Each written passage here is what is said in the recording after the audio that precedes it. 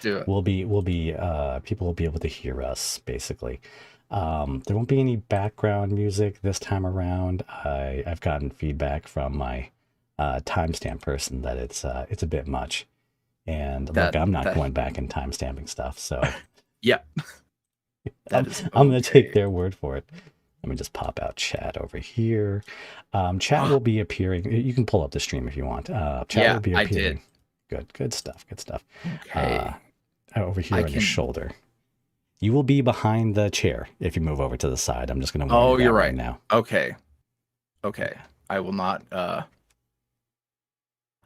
I will look awkwardly over your shoulder. I like Perfect. that because I'm constantly looking over here to the side. I need to like recenter I my know face. I know people are gonna be like, why are The thing is flipping? like I need to do that deal where like on the layer you flip like which way it is you're looking. So every time you like go over to the side to check OBS, it's actually like making it look like I'm looking over at Right. chat. As Exactly. as God intended it. Let me tell you, hello everybody. Hello Brandy, Sophie, Ray, Bloody May, Mary, I mean Maddie, Allie, and Leslie again. Hello, hello. How is everyone doing? This is the Friendly Experience, the best ASMR podcast on YouTube. And today I will be talking with YuuriVoice, who has been on YouTube for how many years? um 7. 7 Seven, years. 7 glorious years.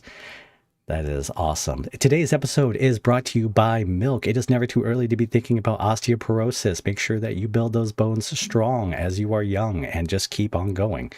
All right. So, how are you doing today? I'm great. I haven't done a whole lot of anything today, actually. I've kind of just been chilling. Actually, I did a bunch of house chores, so I did that, I Yeah. guess. But yeah, other than that, no, it's been a fairly chill Thursday. Oh, that's great news. Yeah. I meant to record today, but I just didn't get around to it. And it's like one of those things that do you keep a schedule? Oh, hell no. No, no, no. No. No. It sounds like a great idea. Don't get me wrong. Yeah. I keep to-do lists and then I check off like a quarter of them and then I wipe it and then make another list.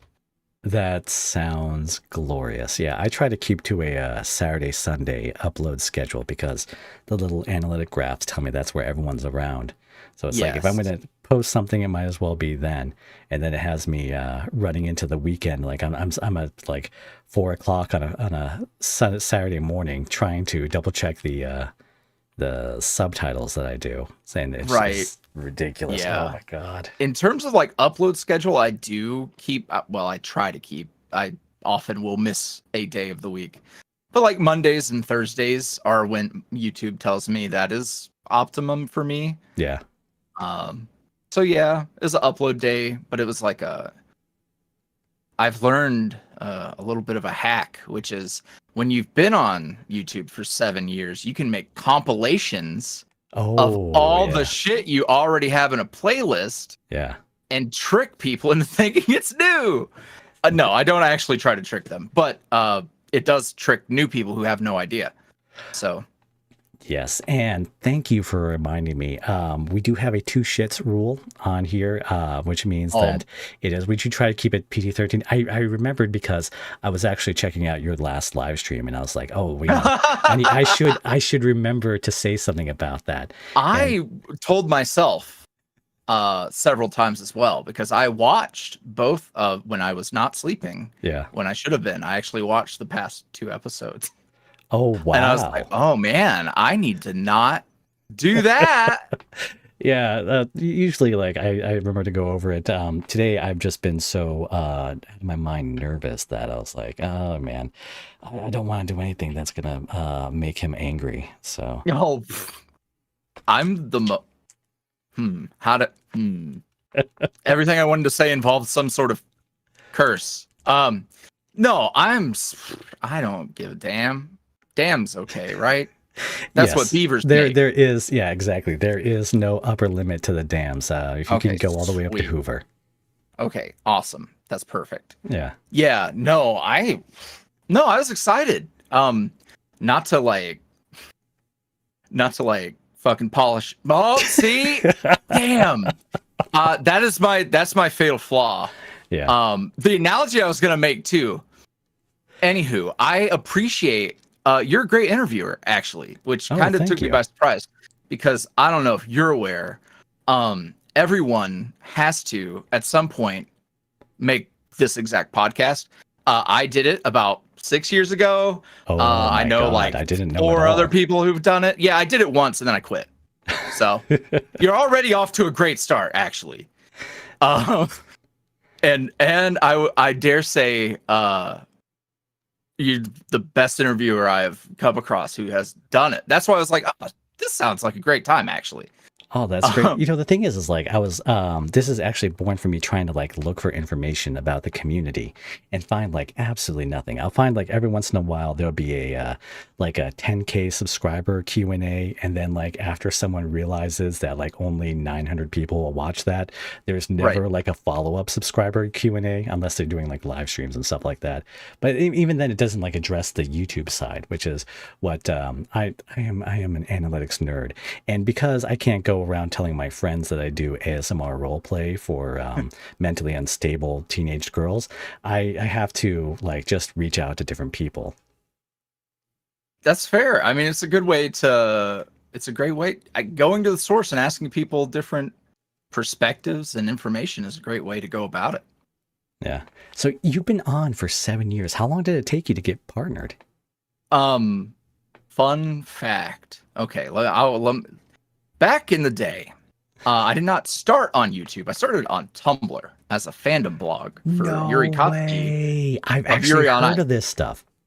Yes. So, I did not know that ASMR roleplay was a thing. I, in my hubris, thought that I had come across a unique idea. Turns out it was not a unique idea. Literally had been happening for many, many years. Yeah. So I was late to the party and I was late to YouTube. So when the Tumblr apocalypse happened, where they were banning spicy things, mm-hmm. It was like, well, I guess it's about time I did that YouTube thing. Thankfully, I am familiar with running a YouTube channel and stuff. In my past lives, I have dabbled in the content creation. So I felt pretty confident about making the swap and everything. It's just going to take forever. Yeah. Because my plan was like, hey, I already have like a year head start. Let me scrape my old content, convert it to YouTube videos, and upload. Yeah. So that brings me to the fun fact. I did not actually bother partnering until the end of last year. Didn't want ad revenue. I did not want... Okay. You know what it is? There are people sleeping here. I can't break my keyboard. It would be too loud. I thought I had a solid lock on this one. You've been on YouTube for 7 years. You have 150,000 subscribers. What? Yeah. So when did you get partnered, my guy? Well, so in retrospect, should have done it several years ago. Mm-hmm. I was hesitant because I walk that line of I make safe for work videos, encourage you to, hey, if you're of age, you can hear the rest on Patreon. That's the engine that makes things run. Yeah. And walking that line, you can get bonked. There have been waves of bonkenings that have happened before, and everybody was partnered, or at least trying to have ads on their videos. And I'm like, well, why am I going to invite them to look at me? Don't look over here. I don't. What do you mean? Anywho, eventually, I was looking into doing, or trying to do, like various brand deals or getting like sponsors, shit like that, things like that. Did that ever if you work? have a jar, it was a waste of time. It's the easiest thing to say. It's a waste of time, but being partnered is kind of like a requirement for some people. Yeah. Even though like clearly I'm whatever. So I was like, well, what would it hurt? Whatever, let's do it. And then I also had a theory that like, hey, if YouTube makes money off of you, you're probably gonna get more traction with your videos. Which is just a theory. There's no basis in fact for that, but it sounds great to me. So I pushed the button, and over the months that I have been partnered getting ad revenue, I realized that I really should have done that probably immediately. Yeah. So if someone was starting out now, you would just definitely suggest that as soon as they can, just smash that button. You could go ahead and do it. No, the bonkingings happen to people who need to get bonked. Yeah, is what or if you're getting harassed. I've seen people who probably should not have been getting bonked way too frequently, and I think that was someone having a bit of a chuckle reporting them. Maybe that's just a theory as well. I don't know anything, which is kind of I have failed upwards over the past 7 years. I wouldn't say that. Your content. I took a look at it, and it's not actually the first time I've looked at it. I found that several people have suggested it to me in the past. Your story-based content is admirable. It is something that I personally aspire to. I am a fail son when it comes to writing. I don't quite grab people with it, but the way you talk about your characters and the way you talk about your stories, it is so much different than YSF. He's just gonna growl into a mic and I don't know, do whatever that is, the top off the top of his dome on 30 different alts. That's gonna get bonked. But your stuff is different. Yeah. I like to think I strike a happy balance because I know what I do. I know what butters my bread. But it has also allowed me to pursue and live a dream. I always wanted to be a writer. That was my thing. Yeah. I hated my voice, would not in my younger years, would not want to get in Skype calls or group. I did not like talking. I was under the impression my voice was bad. Funny how that works. Yeah. So being able to I'll kind of get to how I ended up going the writing and original character based route, because when people ask me hey, if I wanted to get started, where do I begin? And there's a million answers and none of them are really wrong. Yeah. But how I started was doing fandom stuff. And in this age of people stealing art or using AI art for thumbnails and stuff, it's you could do fan audios, have a built-in audience, and have official artwork you could use under fair use. Yeah. And you wouldn't be homogenized cottage cheese. So that's kind of, and it's great practice too, because you have source material you can play with. Yeah. And so my thing was, I got into Yuri on Ice, which they just announced that they canceled the movie they were going to make. Oh, I know that broke a lot of people's hearts. Yeah. So that was a bummer, but I was dabbling with doing a voice thing because I had found out that some of my things that I can do with my voice were appreciated. That's the best way I can put that. But I wanted to get into the character side of things, but immediately when I was yeah, I'll answer questions in character, or I'll do scenes. Oh, that's so cool. Did you get to do that? Yeah, I did. But I also was and I'll also make noises. And everybody just wanted that. Yeah. So that happened, and I started taking commissions eventually. So for the longest time, that was my first inkling that I can do that, because I was broke, no job, no school, no nothing going on, and this was just a hobby I did for fun because I wanted to be in a fandom.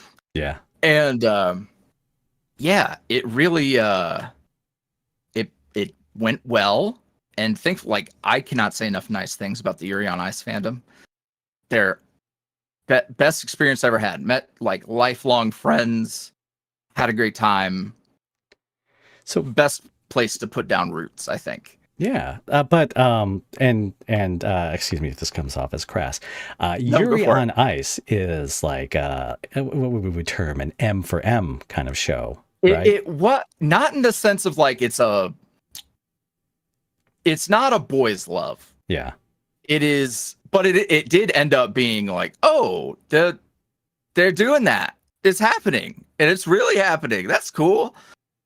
So yes, there was a very prominent ship that I was able to kind of attach my wagon to. So when you started off doing that, are you saying that you did it geared more towards a male audience? No, because I know the demographics for that. Yeah. Like the women wanted to hear pretty anime boys doing things to each other, and it was kind of like I was able to do the ambiguous listener right away, where it's like, oh, maybe he's with his partner, or you can insert yourself, and it just kind of worked, I guess. Yeah.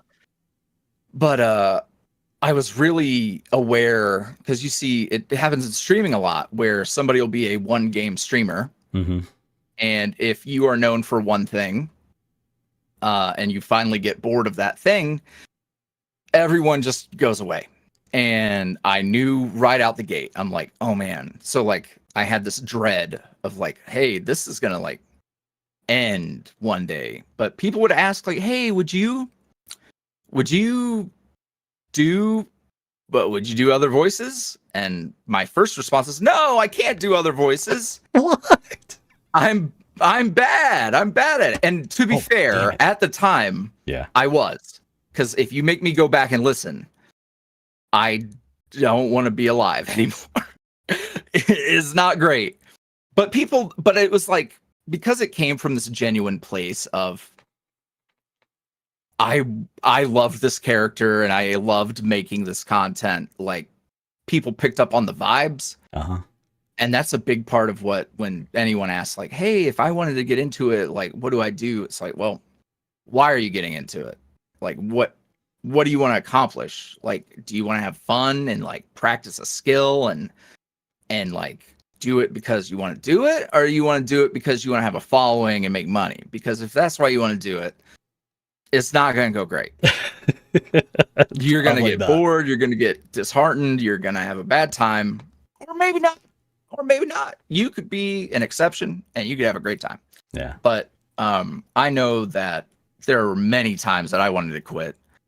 And, well, I couldn't because I had no other option.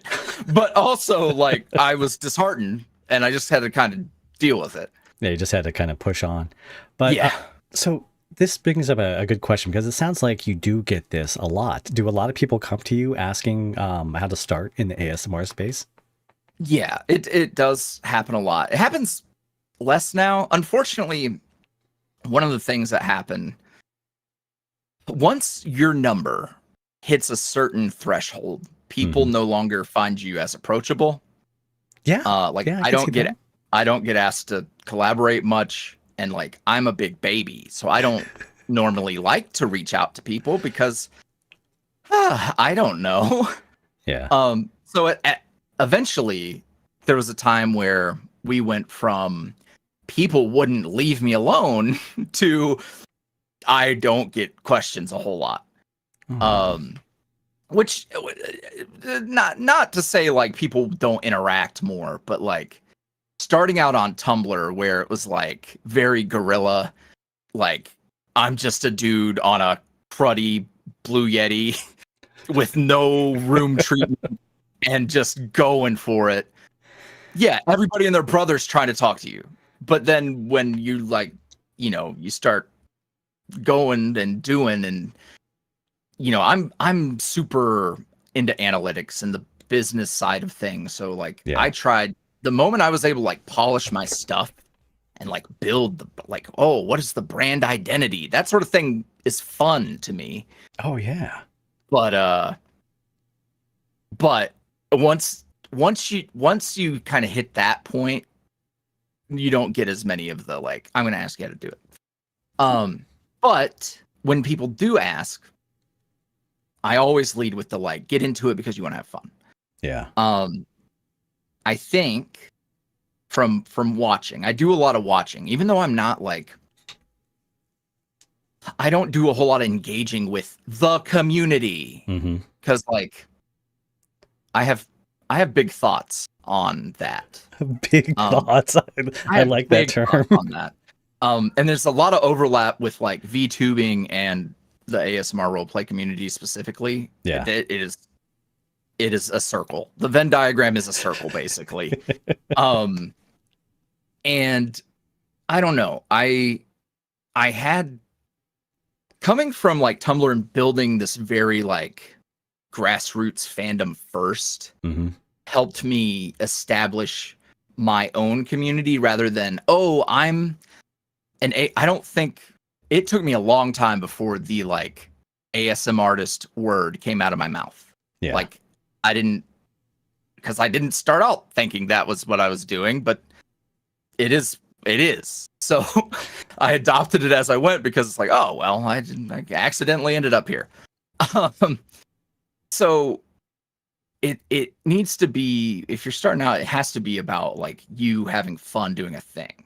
Like it goes for whether you want to get into streaming, if any sort of creative endeavor, if you do it thinking, I think sometimes people think it's like making a Twitter, like this isn't like social media. Like you are going to participate in what could potentially become a career business thing.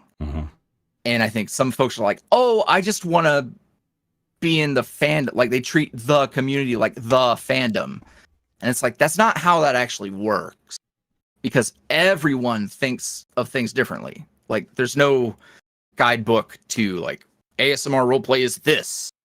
Because like every experience you have, which I thought was really cool with what you're doing with the podcast, is like, everyone's perspective is going to be way different because everyone kind of ended up here in a different way. So the biggest advice is like, have fun. Like, don't think you have to have like the best setup or whatever, because people will literally listen to a voice memo. Like it can be horrible. It can be the worst. You can be bad. Somebody's going to love it anyways. Yeah. And don't like, if you go in expecting and needing the like gratification, like if you're doing it for gratification in the first place, it ain't gonna, that's anything. That's that's like a fundamental rule of life. But I think some people get a little too into the idea of like, oh, I'm gonna be a content person. It's like, man, being a content person is a whole thing. Is a whole thing. Yeah, it's the thumbnails, it's the title, it's the scripts, it's the recording. Actually, I wanted to ask you about this because you did mention a Blue Yeti at the start. What kind of equipment do you use now? So, the one that I swear by, I have two spaces. I have my converted closet, which has a very fancy Austrian Audio 818, I believe, is the microphone. I run it through a Go XLR because that was the easiest way for me to EQ without having to learn. Oh man, because I already EQ that is impressive. Oh no, I had someone help. I had someone help. It was I've tried, and it shouldn't be as hard as I make it. But like my brain's a potato. And it's like, okay, well, this is your low pass filter and this is your high pass filter. I'm like, yeah, what about the stuff in the middle? That's the part that I'm struggling with here. So I had a thing that worked, and I was like, well, what if I just do it again in a different room and then I'll tweak from there. So that's the booth for my better quality. I don't want to call it like proper studio quality because it's like, it's got a lot of foam in it and it sounds good, but it ain't quite that. And this, which is my like, if anyone's like, I have a budget of like, if we can keep it under $200, like it can be a nice setup. Yeah. The Rode NT1, and if I'm not mistaken, you use the NT1A. Yes, I do. Yeah, I did my homework. I am more of a fan of the NT1. I don't know which gen it is, but the standard NT1. Mm-hmm. The NT1A sounds a little brighter to my ears, and my voice on a brighter microphone. The Rode NT1 is like almost true neutral. Yeah. Like whatever comes out of you is going into the microphone, and whatever comes out on the other end of the microphone is basically that. And so big fan. Like it was gifted to me, actually. It was a wish list thing, or not even a wish list thing. Somebody was like, I wanted to get this for you when I was like a baby. I don't think YouTube had started yet. Oh, really? I was pretty baby, and somebody got it for me. That was a good investment on their side. Yeah. Oh man.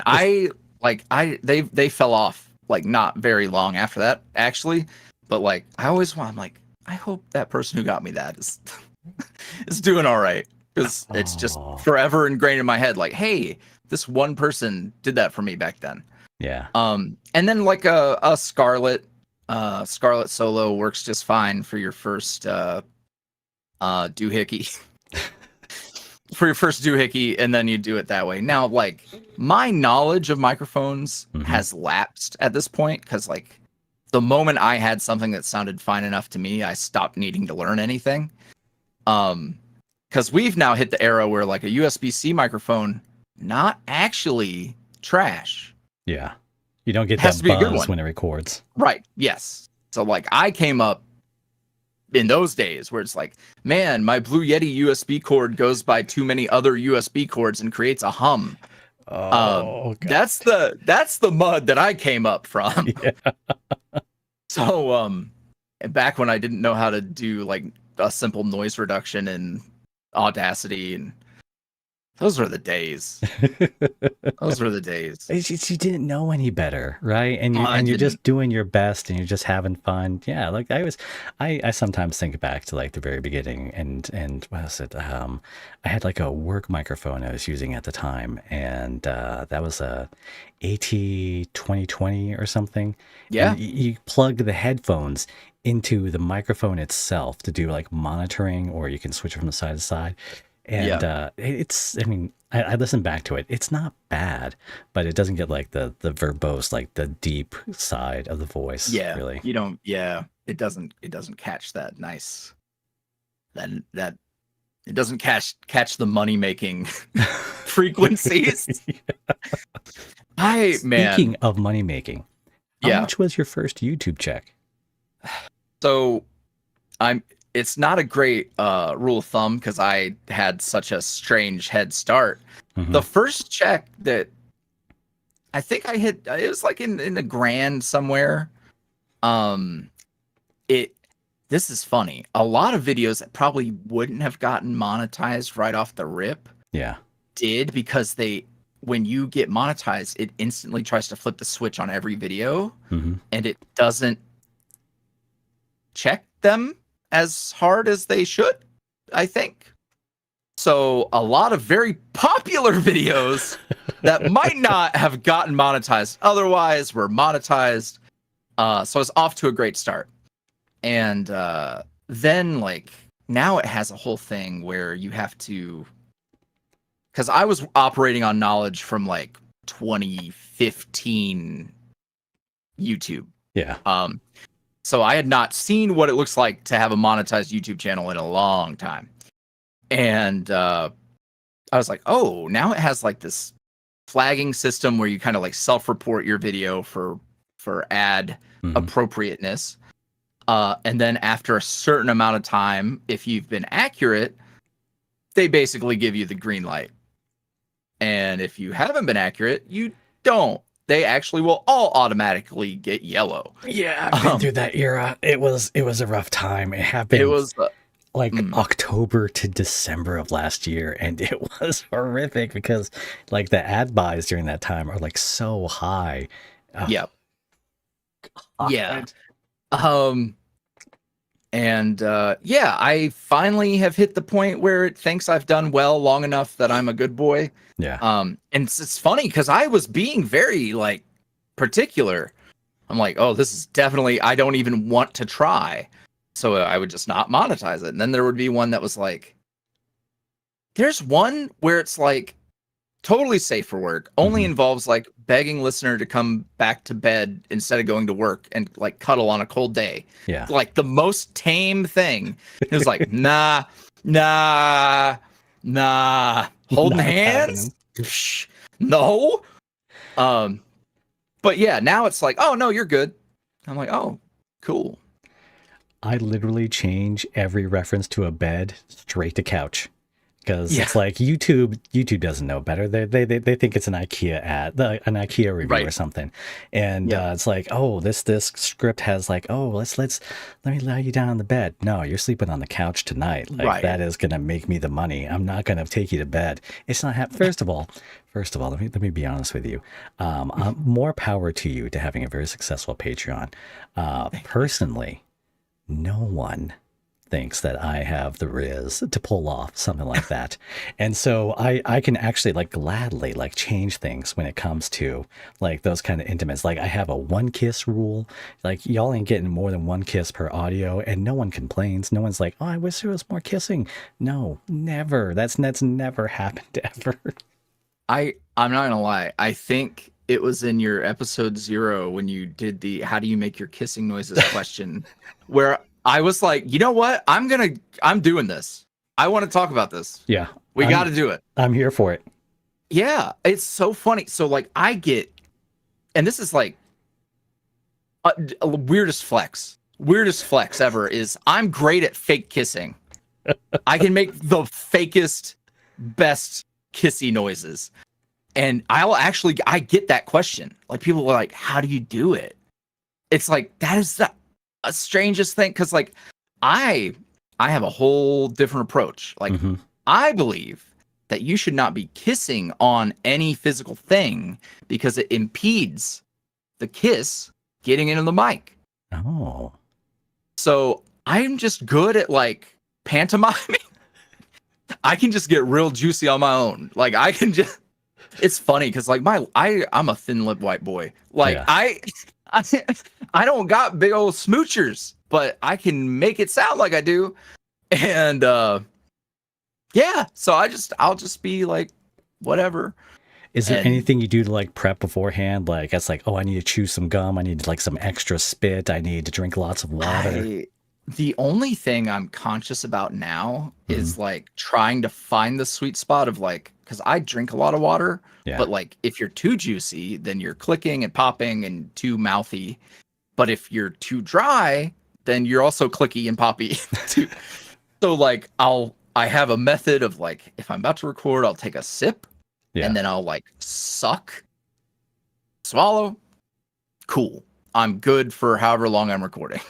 But anytime I have to sip while I'm recording, I like do a extra like, I don't know, swallow.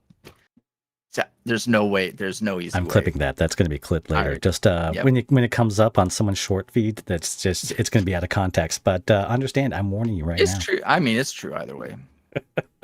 So yeah. Anywho, the smooches, it just works. I don't know. That's the whole reason I ended up here was because I found out I had a few unique talents. Yeah. And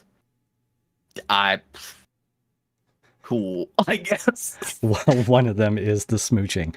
So when you say pantomime, like, are you putting like your arms past the mic? Like, oh, no. I just kind of, at this point, I just kind of like, I just do it.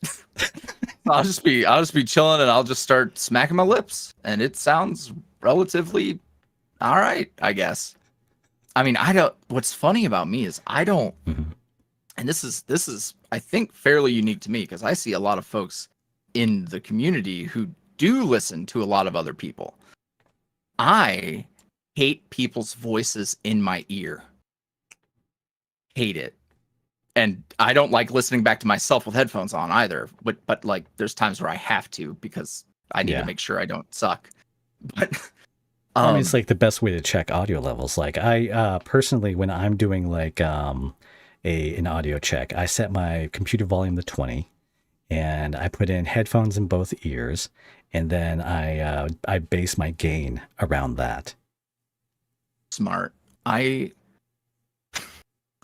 think it is remarkable how little I've tried to. I can probably count the times that I like really like put the cans on to listen back and really make sure things are. I've got an embarrassing story. All right. Here we go. This is a banger. So one of my favorite safe for work too spicy videos involves my like, I don't want to reduce him to this. He's my I'm going to subvert the 50 Shades CEO character. Yeah. I love him, but like people immediately thought I was just gonna do that on its face and not make him interesting. Mm-hmm.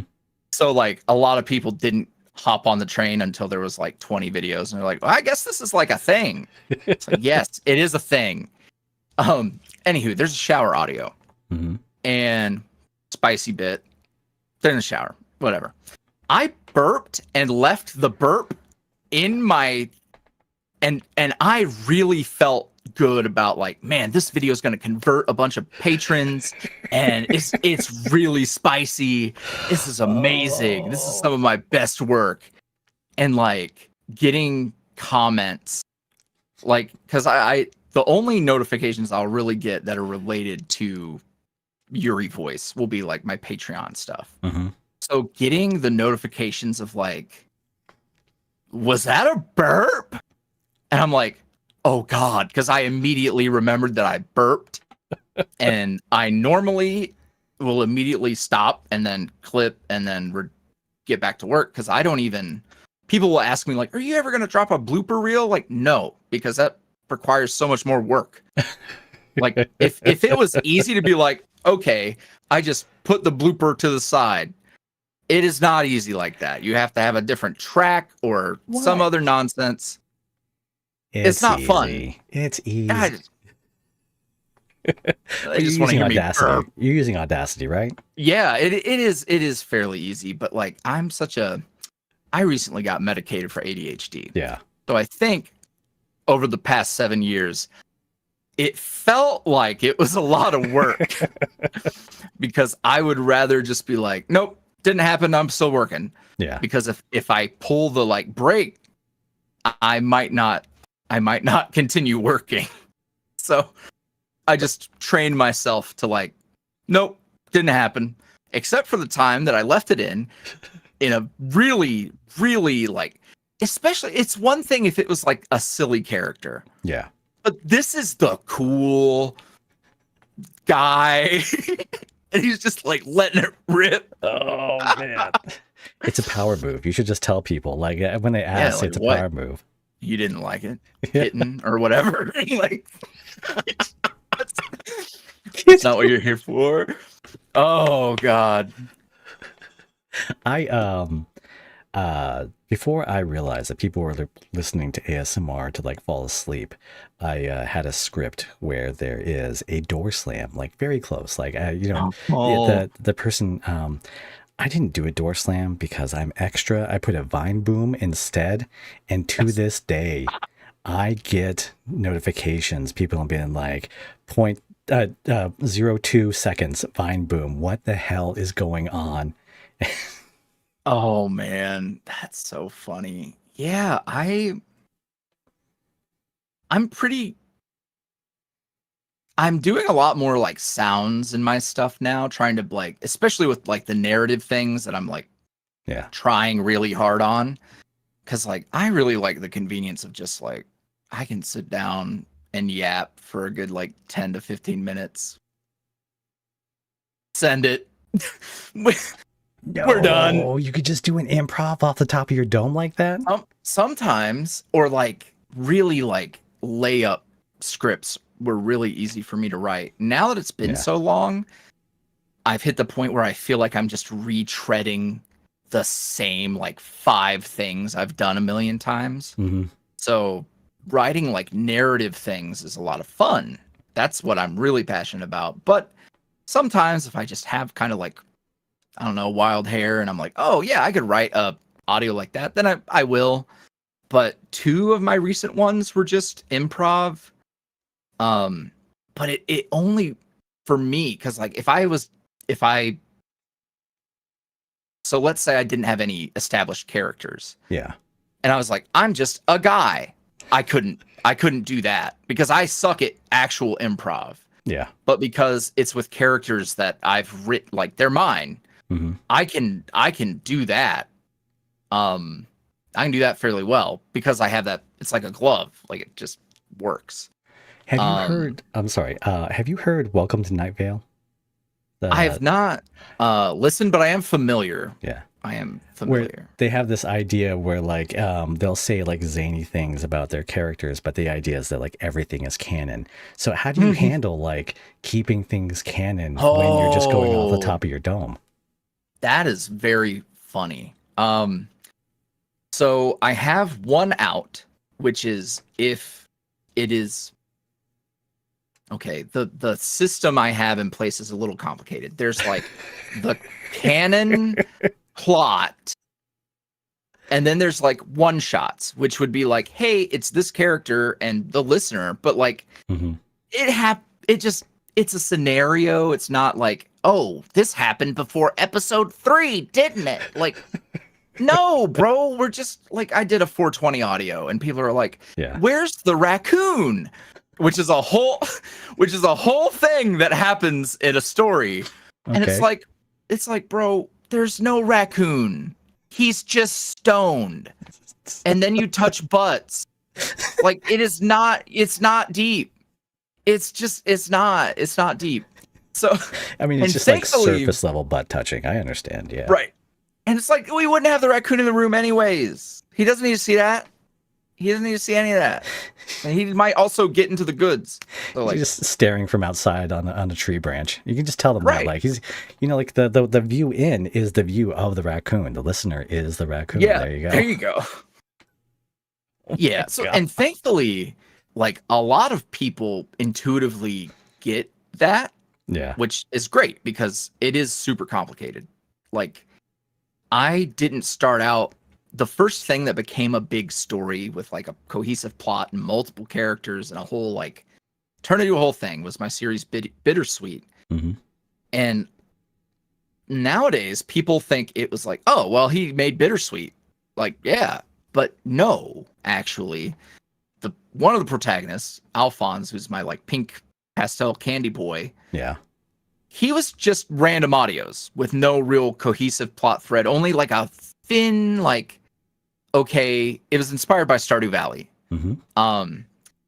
So it's like he's a guy in a small town and he meets a listener and people don't like him much, but the listener shows him how to be a person.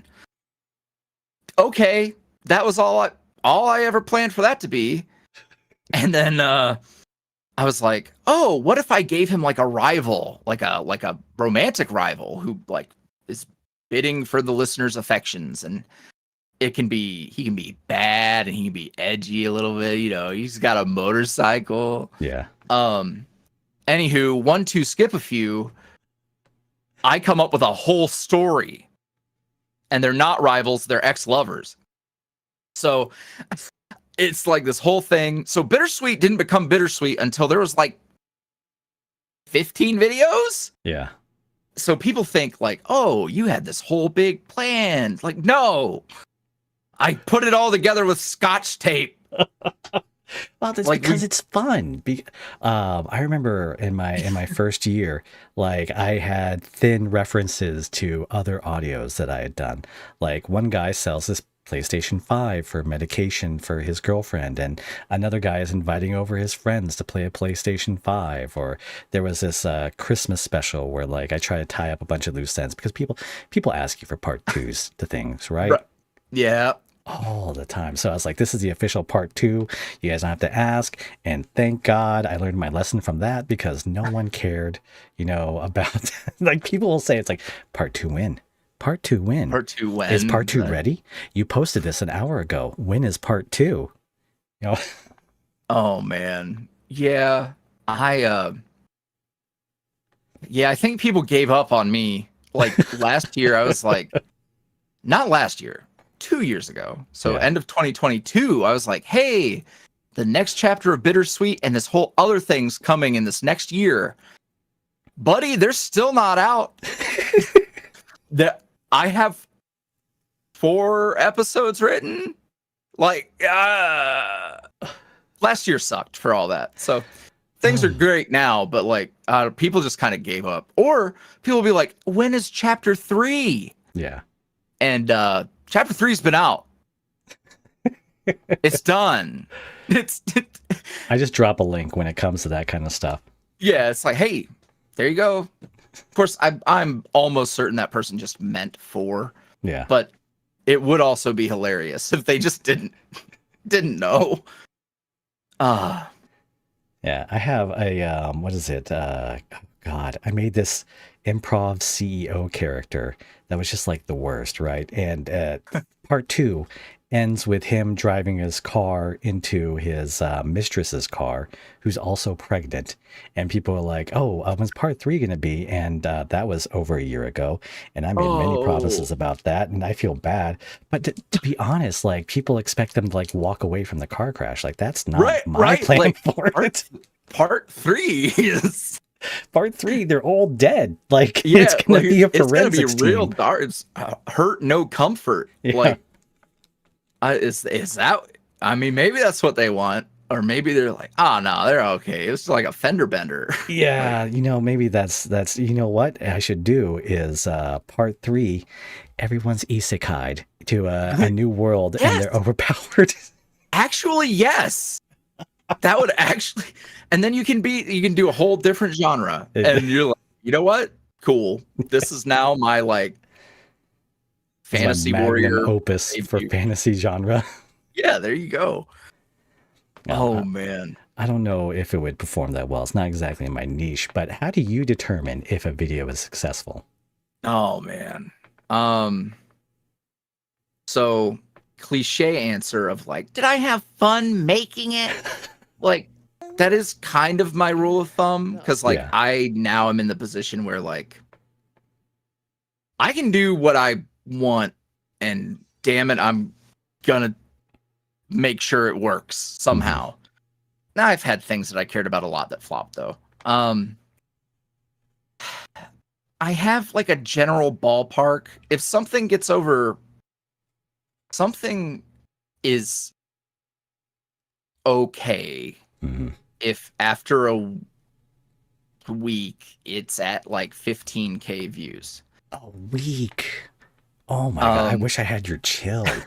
I will be changing thumbnails if like 2 hours go by and I'm not getting 10x like the entire time. I used to be so bad. That was one of the things I had, because like I love the numbers. Like I get addicted to analyzing, but it also like is really not healthy. Like I'll check my YouTube studio multiple times a day, and that's not a great way to live. It's not a great way to live, but it used to be worse. It used to be way worse. Yeah. I would like, after a video drop, like hover, and like that basically the next hour is just sacrificed to freaking out, basically. Because like, is it good? Cool, I'm really excited, but not even like that damn excited. Or if it does bad, then oh my god, it's over. It's over. Oh, we had a good run, boys. So like, thankfully I'm not there anymore. How did you move on from being there? I went through it so many times that the logic overpowers all of my irrational fears at that point. Like, hey, I think it was around like year 6 where it was like, hey man, like, damn it. Like, Thanks. yeah, I wish I had better news. I wish I had better news for you. Around year 6, I was like, no, it's fine. And like, part of it is because like where I came from when I was getting started, like dead ass, didn't have shit going on. and it just worked out. And like for the longest time, I kind of felt like Indiana Jones running away from the boulder. Like this thing is chasing me, and that thing is like, this could all go away, and then what? You're back at square one. So that anxiety stuck with me, and like I think a lot of people, their first response is like, "Oh no, you don't have to put that pressure on yourself." But like sometimes the pressure, I'm gonna sound like an old man screaming at a cloud. Yeah. But like I think the pendulum has swung a little too far in the we're gonna be really soft with people thing. Like, dude, no, the pressure, I needed the pressure. Yeah. Because I wouldn't have kept pushing. And like, were those times that I like banged my head against the keyboard like healthy? Not really, but it worked out. And if I didn't have that like anxiety about it, knowing myself, especially like years ago me, I wouldn't have found the will to like, anytime there was some sort of like plateau or a inconvenience or any sort of thing that didn't work out, I would have been like, oh well, it's fine, maybe this just isn't working out or something. It's just time to pack it in and delete all the accounts. Right? No, it's like, no, does that urge go away like that? Like you just get that wild hair like every few months, and it's like, I could just delete everything and just go do something else, I guess. I don't know. Man, no, because like while I went from having the boulder chasing me feeling, now it's like the stakes are too high.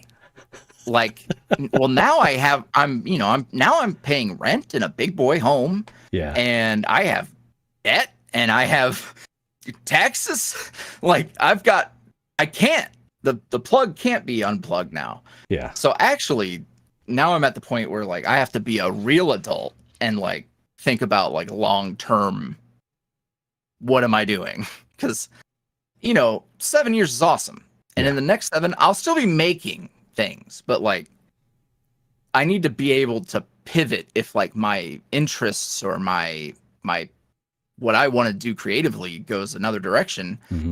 I don't want to have to like drag myself into a booth and feel like I'm tethered to making pretty noises with my mouth. Yeah. Which is why like the creative side of things with the like narratives and all that, and making that pivot from where I was fandom stuff early on to my own original work, and like people like my storytelling and the characters I make. It's like, well, if I wanted to write a book, I have people who would read what I wrote. Yeah. If I wanted to make a visual novel, I have people who would want to play the visual novel. So that's cool. That's great. So like just making sure that like, hey, if I want to make a change that isn't necessarily gonna break the bank, like I should make sure I get to a place where I can if I want to, which isn't to say like, oh man, he doesn't want to make audios anymore. Like, no, this is awesome. Like I'm especially now, because like I am a lot less anxious about numbers and stuff, because like eventually you get to the point where you're like, hey, I think I actually know something about this. Like I think I'm actually I've got it kind of figured out.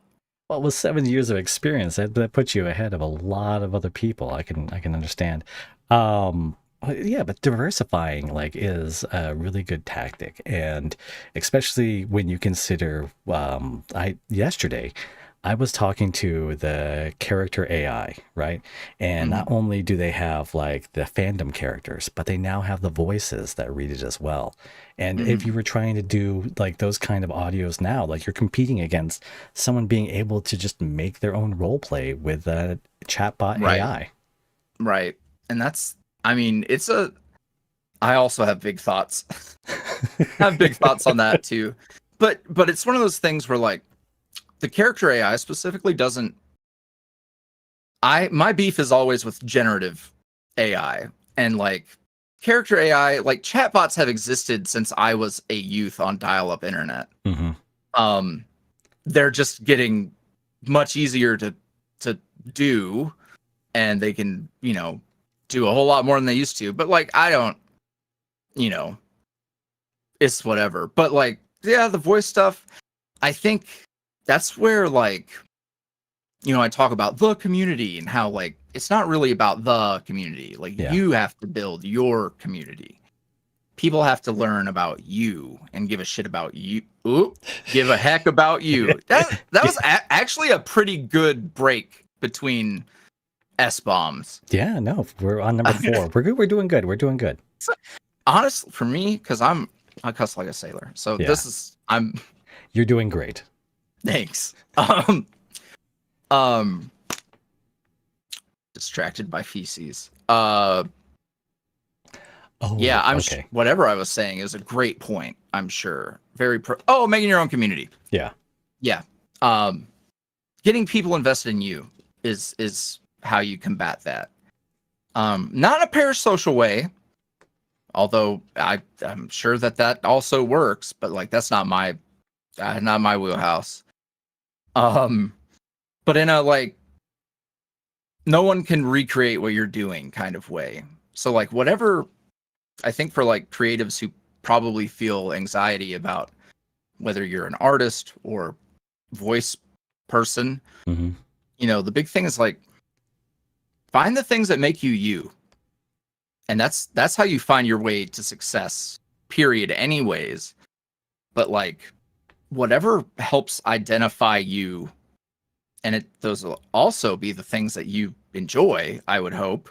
Because like anything that you can do good tends to be something that you're happy that you're good at it. That stuff helps. So speaking of, I heard you mention, I believe you have an artist that's on hand. Do you have like a team that you work with? So she's been chilling in chat. She might be passed out of sleep now.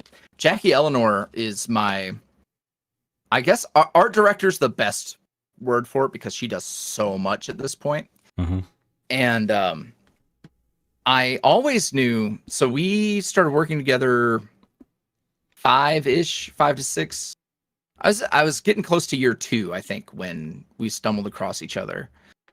I always knew when I started getting into original characters and, I had money to start reinvesting into what I was doing. Yeah. I knew like, hey, if I could find one artist to work with, so all of my stuff looks uniform, that's a big deal to me because, I think just because I think this doesn't mean that it doesn't work for other folks, because like clearly there are people who just use whatever they grab off the internet. And look, Pinterest is super helpful, and when it's like you finish doing everything else with the video, you just don't want to think about anything else. I'm going to tell you right now, it is the poor man's crutch. It is definitely something that comes in like the last step sometimes. Just type in hot anime man, and you will get like every single guy you've ever seen in someone else's thumbnail. Just like the palest, blackest haired dudes.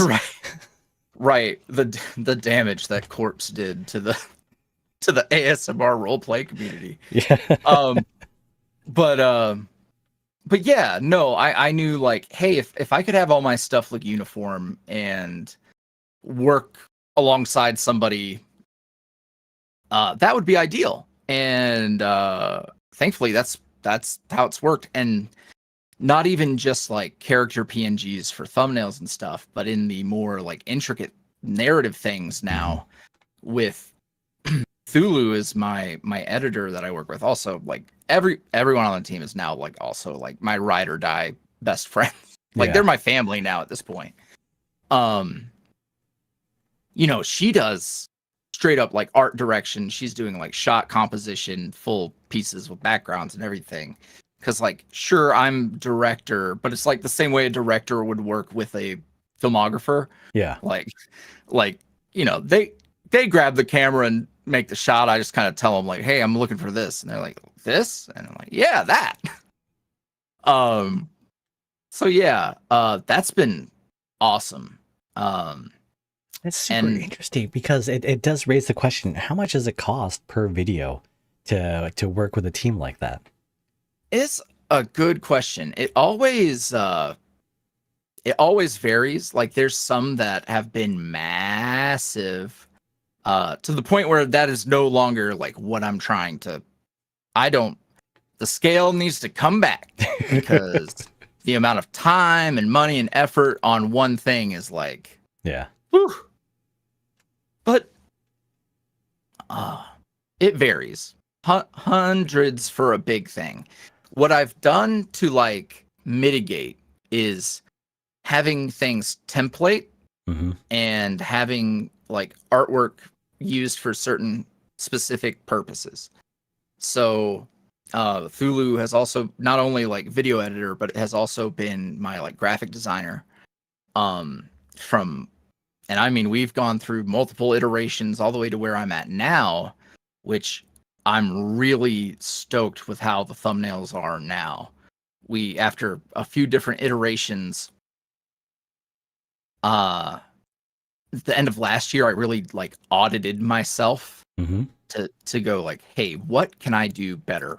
What I because like I hit this wall of frustration where I I try to keep my blinders on, and I don't always like looking around at what everyone else is doing because I'm super prone to like imposter syndrome and feeling that angst of like, man, hmm, shouldn't I be doing pretty good too? But no, I also think like having enough pride and like self-awareness to be like, it's not the algorithm that's beating me. Like I'm beating Oh, yeah. myself somehow. So I need to figure out what I need to do better. It's those retention charts.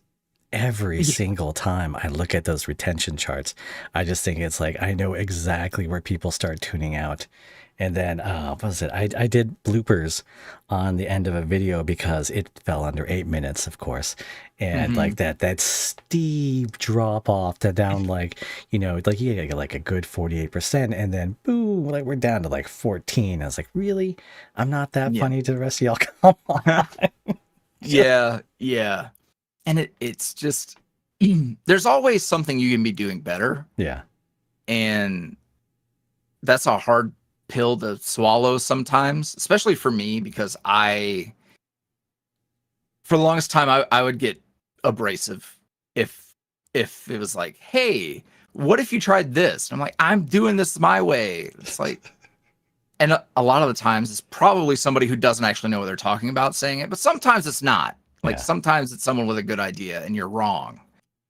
And I was looking around, I'm like, there ain't no way that I should be putting out bangers like this and be hindered by whatever's going on in my process. So I changed the way that I go about making videos Mhm. where I will now title and thumbnail text first before a script is written, before doing any of that.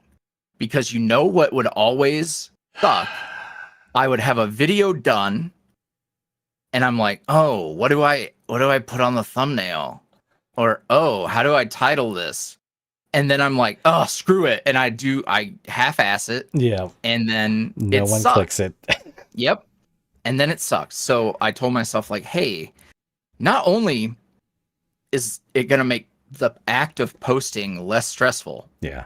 because I didn't even realize that was actually a huge pain point for me. Hmm. Like, actually posting and scheduling a thing, I would avoid it sometimes. I'd be like, oh, screw it. No, I don't. You know what? It's getting late. Whatever. We'll just miss this upload day. Yeah. All because of like this weird like rule I had made where it was like, oh, I won't do that first. So first thing, I was like, I've identified that this is where things go wrong, where there's videos that I should be proud of that don't perform, and they should. And it's my fault. It's not an algorithm. It's not somebody else is posting better than me. It's YouTube doesn't think people want to see it. Yeah. And it's because it can only go off of what I give it.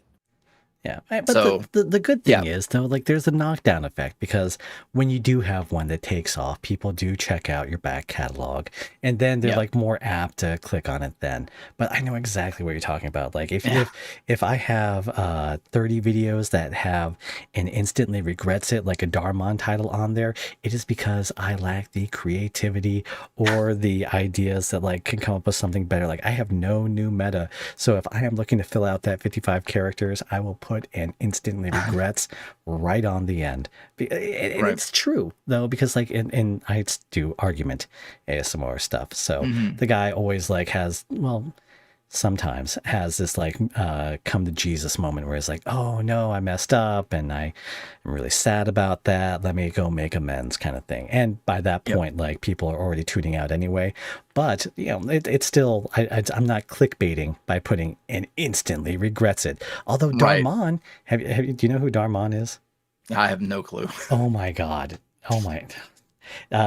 It's just a moment here. It's spelled this way. Okay.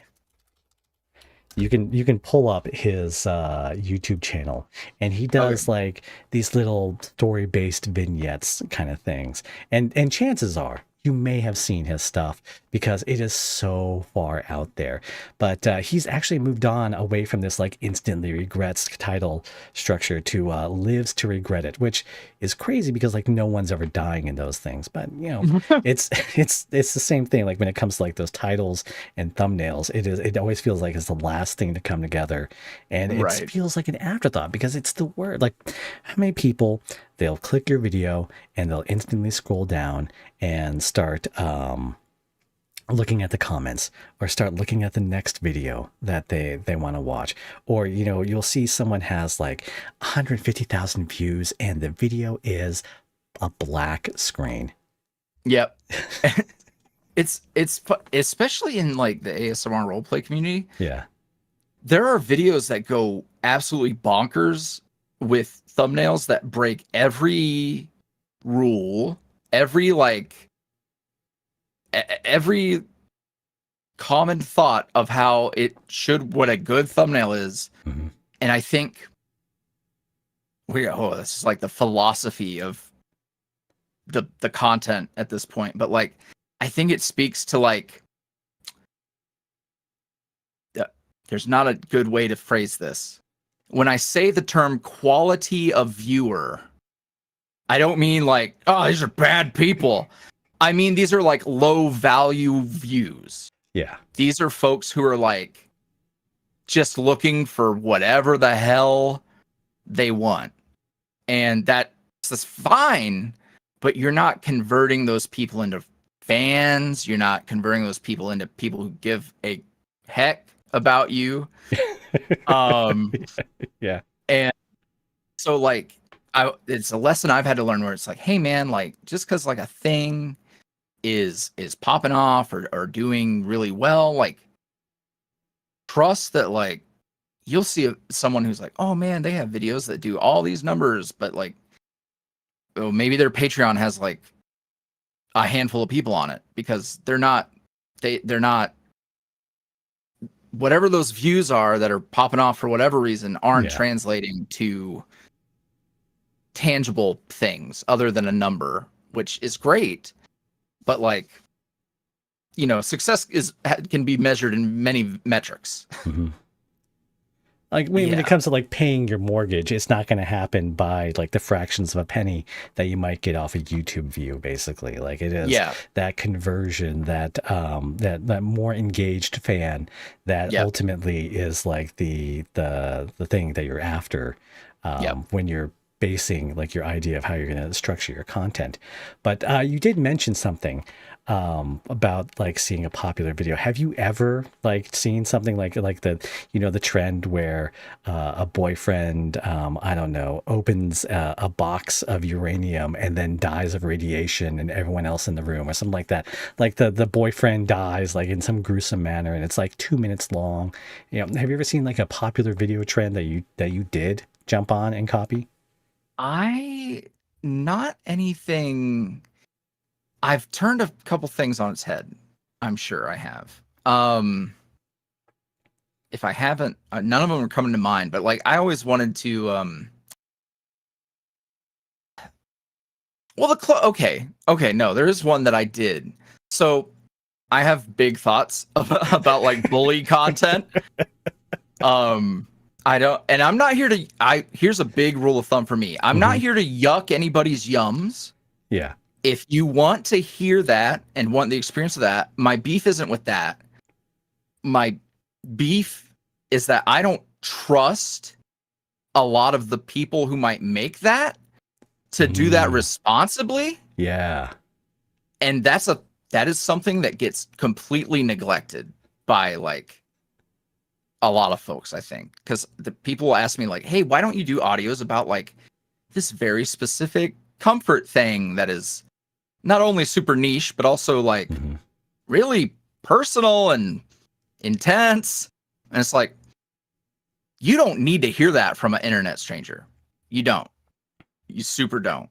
Yeah. And like, I understand why you would want to, but I also don't, I don't trust me to get it right. Like I would certainly try, but like, I don't know, which is why I just don't do it. But anywho, I feel like it's probably something like representation, right? Like people want to feel seen in their certain situations. So I'll get like someone is like, oh, can you do like a comfort audio? And first of all, like chances are, no, it's not happening. But someone had a specific request for a caregiver comfort audio. And I had actually done some of that work in the past. So while it didn't like really do any numbers or something like that, it was a very special project to work on that I would feel proud of. And so I do that. And you know, it's also like an informal commission, right? Yeah. Do you do commissions through your Patreon? Not anymore. No, because like I never actually did them through Patreon. It was all like, I mean, eventually I did like a Google form, but like back in the day, it was like, message me. Like it was a Just mess. hit me up. Yeah. But no, I didn't feel like, for anyone who's like actually thinking about the business of doing audio stuff, if you do Patreon, please make goals that scale. Commissions don't scale. You want to prepare for whether you have 10 patrons, 100 patrons, 1,000 patrons. You're not doing 1,000 commissions. You will die. I mean, just because someone subscribed to the Patreon for 5 months doesn't mean that like you can't send a handwritten note to every single one of them and a little spray of perfume and the little wax drop and the stamp on it. Like that's not scalable. Is that what you're saying? I once had to mail it was probably like 1,600 enamel pins. What? Why? So multiple times I had done what Patreon calls a special offer, which is like, hey, for this 1 month, 2 week, 1 month period or so, if you join at this certain tier, you get a special goodie. 2 times I was able to like vastly increase my patrons. Yeah. It was awesome. Turns out, diminishing returns. And when you already have 1,500 people at a certain tier, you might have capped out on your audience. So instead of getting an additional couple hundred of patrons, I got like maybe 20. And I, to this day, have a couple hundred of extra pins sitting in my closet. No. So not only did I have to pay for all those pins and pay for all that shipping for people who were already patrons. Yeah, anywho, I took the L on that. Scalable rewards, folks. The special offer works sometimes, but not when I learned a lesson. Yeah, that's a valuable lesson. It's a great one to share with people. Oh, it was valuable. So among the stats that you look at, are any of them like RPM based? Like you look at a certain series and think like, oh, this one is doing like $2.50 per thousand, and this series over here is doing like $4.50 per thousand. Right. I haven't got that granular with it just because like in the grand scheme of things, Yeah. like the AdSense revenue I'm getting is, I'm bad at numbers, but I would 10% of what I make probably, because like Patreon's cooking. That sounds right. Patreon's doing great. So the AdSense is like also, I don't know, like okay, actually I have a story about, so I had my first video hit 1 million views, and that's insane. I've had some that were up in the several hundred K, but like they also weren't like big movers or like anything all that special. It was just timing and the character, and it just worked out. Yeah. But this one went crazy. And what's funny is, so I had a character who had a whole series of videos come out, and at the time they didn't really perform that great, but you know, it is what it is. But while I've been doing these compilations, I put together his thing and posted it, and it did all right. But like I, towards the end of last year and the first like 2 months of this year, I tapped out. I was like, I'm not looking at YouTube. I'm gonna go what I'm going. I'm gonna do what I'm going through, and when I feel good, I'll be back, and I'll get back on the horse. Yeah. So I didn't look at numbers or anything. And I knew it had done well. I knew it had a couple 100K views, and I'm like, wow, that's cool. But it didn't register to me like, hey, this is like doing something. And I didn't monetize it. No. Because I was like, this one has this. There's some. I don't know, but I was like, it's safer for me to not bother. Because I hadn't had any compilations blow up yet. Yeah. So like I didn't really know. But the watch time on this compilation is through the roof. So it started, there's no ads in the middle. Yeah. And started pushing the video. So that's why it did so well, because watch time is amazing. Yeah. So now it had limited ads, I think. So I think I checked several boxes and it was like limited. Oh, those are heartbreaking. It was still doing, like, it wasn't nothing. Yeah. And then one day I was like, I saw that it was like at 800K, and I was like, I'm going to press the button and see if it just lets me. And it let me. Yeah. So it tripled like the amount day over day. And I was sick. I was sick to my stomach because, like, I'm over here like, oh, the ad revenue, whatever. But like, that was not insignificant. Yeah. That one made me go, oh. Can I give you a word of advice? This is something I learned through my demonetization era. From talking with the help people at YouTube. You appeal every single one that they say is like sussy or whatever. Yeah. Because it comes down to like a human person, and they'll have to like check it off. What I used to do was I would upload in advance, and then I would everything would have to be like checked. So I'd upload a members version that I didn't care if that thing got ads or not, and then upload the same version that was like waiting for public, get them both in the review queue, and then like maybe one would get denied and the other one would be like, oh, okay, well, this is fine, this gets the green light, and that's the one I made go public. That's big brain.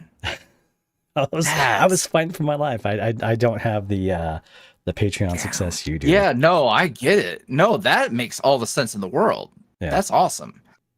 No, and absolutely, like, leave it to a human to, because like I think I actually did try to have I requested a review on the one that was like cuddling on a cold morning and like doesn't go anywhere. Yeah. And that one, after human review, was like, nope. It's like, all right. So I just like got a prude, but like it's not even prudish. I don't even know. I don't know what would possess somebody to be like, oh no, not that one. Yeah, So, someone in the chat said there was no harm in peeling. That is exactly true. They expect every single one that gets like yellow flagged to get an appeal. It is just part of the process. They don't even care that you're like appealing. There's no upper limit to the number of ones you can appeal. I think like, you know, uploading it more than like once or twice. I mean, more than twice, you can get dinged for reused content, which is I was talking to someone else, and what I do, like when I come out with like a 2 or part 3, I will bundle it all together into the same video, so that like the part 1, 2, and 3 are what launches. And I was like, yeah, you should just do that. And they're like, well, I've done that in the past and got hit for reused content. So that's just the thing you have to look out for. Compilation videos are different though, so it's an entire thing. You would hope. It hasn't happened yet, but I never put anything past YouTube. Like, you think you've got it figured out, and then they move the goalposts, and it's having a tale as old as time with any platform, really. But yeah, no. So that one hurt a little bit. What has been your favorite video to record? I think the most rewarding stuff has been the like narrative projects, just because like there's a lot of like writing. When I'm in my writing bag, that's where I'm thriving, because like a lot of the stories I tell are, while they're not as dramatized, like there are aspects that draw on themes and vibes that are personal.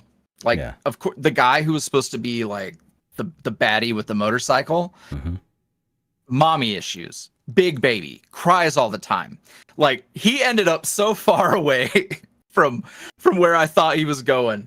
But like, there's a couple where I got a performance out of myself I didn't think was coming.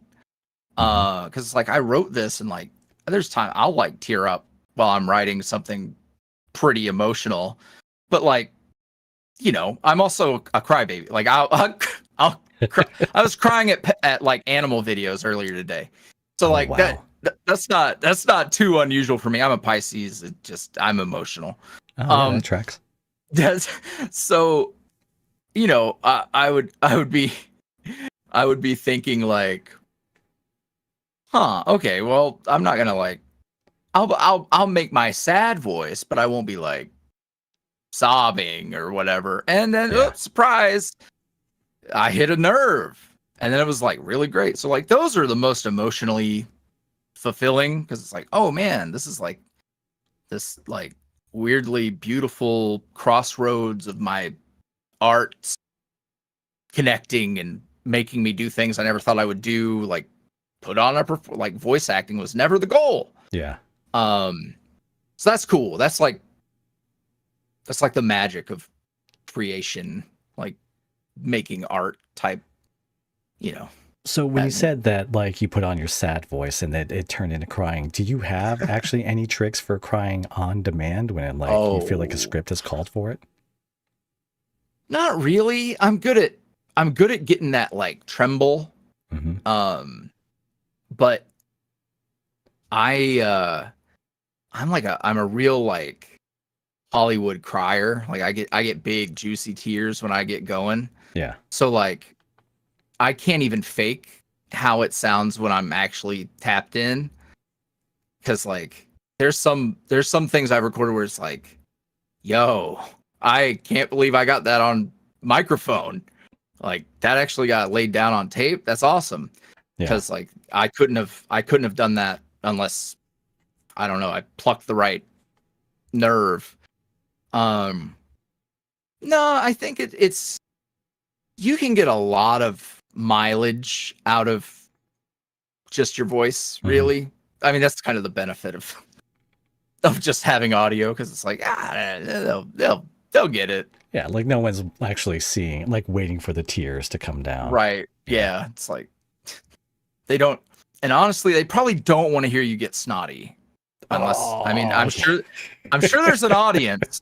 There's an audience for a lot of things, but you know, in general, for if they've got their headphones in, they really don't want to hear you going, you know, like, come on now. There was one video I really sent it for the ugly cry, Yeah. and like I got maybe 1/3 of comments saying it's like I couldn't stop laughing. Does that make me weird? And the people just, I don't know how you can make the same comment as 33% of the people commenting and still think you're alone. But like people are just like, I just laughed when he cried. Like it's this weird reaction. It's like, no, it's probably because like ugly crying isn't like the kind of crying people are used to hearing. Yeah. Yeah. Yeah. Yeah. I'm trying to think of a time where people like I tried to elicit a certain response, but then got like I thought it was funny.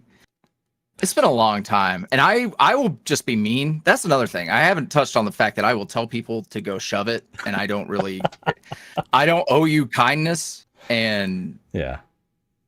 like it's cool. Like I'm very neutral and can be very chill, but like I don't know.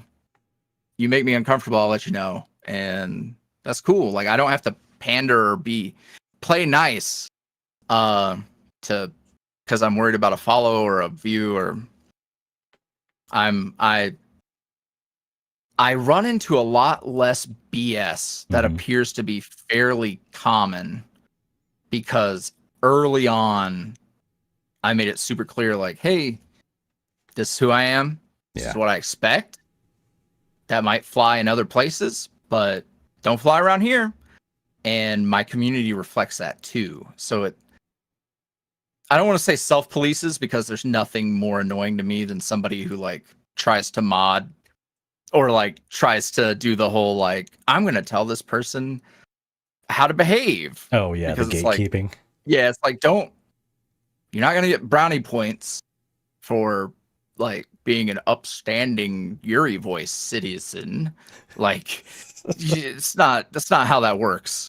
But I think just the way people see me interact and see that it's regular, and that establishes an expectation. Because like I really noticed it when I started streaming on YouTube more, because I was Twitch, and then I wanted to see what would happen if I dabbled more in YouTube, just because I don't know, it's nice to have everything in one place. It is so nice, and you can't beat like that little live icon around your picture when someone's watching a different video. Like there's no better advertisement than that. Yeah, it's great synergy, and trying to build followings and communities off of your biggest platform that's not how basically any other place would be trying to do it. So it's like, yeah, streaming on YouTube is probably a good idea, because that's where everyone is for me. But definitely when I started it, because it was like a lot of people who'd never interacted with me live or never even bothered digging any deeper, like see how I am on Twitter or anything. So shattered that unrealistic expectation pretty much immediately. Every like My Hero Academia role player got called out for being a dork in my chat. Like, don't do that. Please don't do that. Wait, how is there a plethora of My Hero Academia role players in your chat? Aizawa audios. That was my shit. No, that was my stuff. 5. So I guess that does answer the question how you handle parasocial relationships. Has it always been that way? Like you were just like right off the rip, or is there like one that just like you had like it sticks out, like you just had to set that boundary? There was always like I did a good job of the basic policy I have now was always in place, but I was a lot more accessible. And especially in those like earlier years where people were way more comfortable just saying all kinds of ridiculous to me.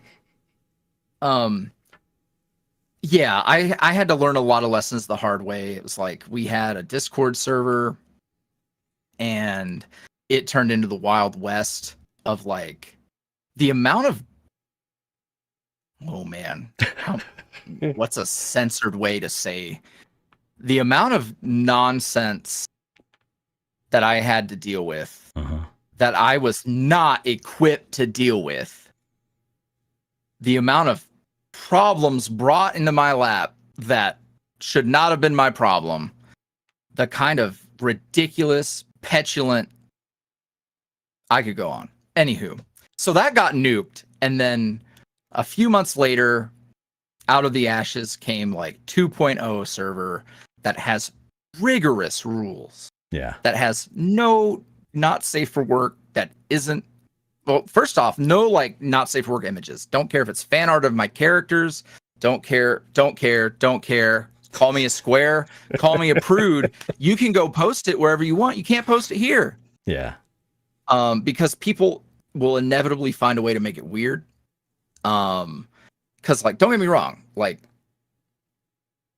in a perfect world with people who I'm comfortable with, I'd be like, hey, look at this butt. And like, it's not a big deal. But the moment I'm like, oh man, I really like thigh highs. Oh no. I make the mistake of saying something that I like. And then it becomes my problem. That kind of stuff. So like I learned like, oh, okay. Just because like 80% of the people I'm interacting with are super chill. Yeah. There's going to be folks who can't act normal about this, especially because like I'm very casual and relaxed with a lot of things, and that's cool. But I realize like a lot of people might be like they've never had a space to interact like that before, and they don't know how to behave. And then that doesn't even get into the parasocial thing where they're like, oh my gosh, you're this person who makes all this stuff. And it's like, I'm just a guy. Literally. It gets so weird because like, after a while, like you have like a pace that you hit, right? And someone new comes in and they are able to just like consume like this plethora of content that you've left behind. And for them, it's been like this obsession that they've had for months. Right. And for you, it's like something you did 5 years ago. Yes. And yes. they have questions about like specifics of certain things. And it's like, and in this one, what happened here? And it's like, oh my God, I don't remember what shirt I wore yesterday. Right. I know it's tough. And like, I'm very certain that there's got to be a subsect of people that think I'm a prick. It's the best way to put it. I'm sure there's people, like I've seen people complain like, I can't believe his Discord server's like that. Why do they have all these rules? Oh my God. It's like, well, I'm sorry that you're so immature that I would have had to sit you aside and explain to you why an adult created boundaries. Yeah. And like, these are grown folks. Like you can only get to my stuff if you've, it's Patreon only. It's not like public, whatever. And like we have additional verification and stuff. So yeah, it's not easy to get to. But like since establishing those rules and just kind of hit the point where the boundaries are very clear, life got a lot better. So that's another thing for like people who want to get started is like, man, I see a lot of folks who like to do their community is like a big family and we're really whatever. And I'm like, that's cool. And like, don't get me wrong. I met like life-changing friends through me being me. But I also had to deal with so much BS. And I think I hit the point where it's like, I would rather miss out.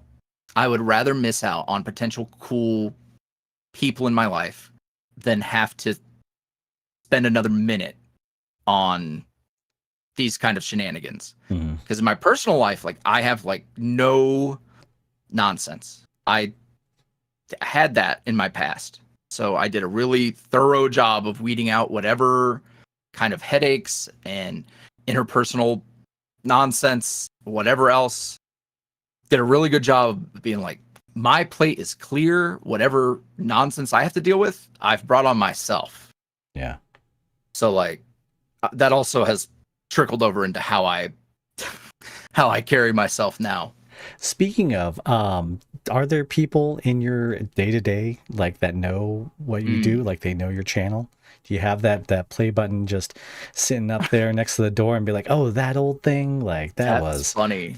50,000 people ago. Like that was crazy. Yeah, I have the play button up in my, like in the corner of my living room. There's a little like laptop desk area. Mm-hmm. Yeah, thankfully most of anyone new, like I'm pretty open. Like I don't lead with like the juiciest bits. But it's like, oh yeah, I make content. I do like voice acting. Everybody assumes that I mean like Cartoons. So I have to elaborate, and it's like, no, I like voice my own characters. It's like a YouTube thing, and then most people don't want to know more than that, or they'll have like a general question about like content creator stuff. But I'm also not like, if I met someone new and like we were like hitting it off and being buddies, like I wouldn't be like, oh no, you can't know. Like, no, like my story, like the origin story of all this is hilarious. I've actually run a panel at conventions. It's my 18 plus panel called really? How I Accidentally Became a Not Safe for Work Voice Actor, which chronicles my whole like, well, I was in a fandom and then people wanted to hear me do this. And then they were like, I'll pay you to do this. And there was the time that I did the Vine boss from Cuphead for money. And it was really weird. Like voicing it, or like you're in Cuphead? Just voiced it for a commission.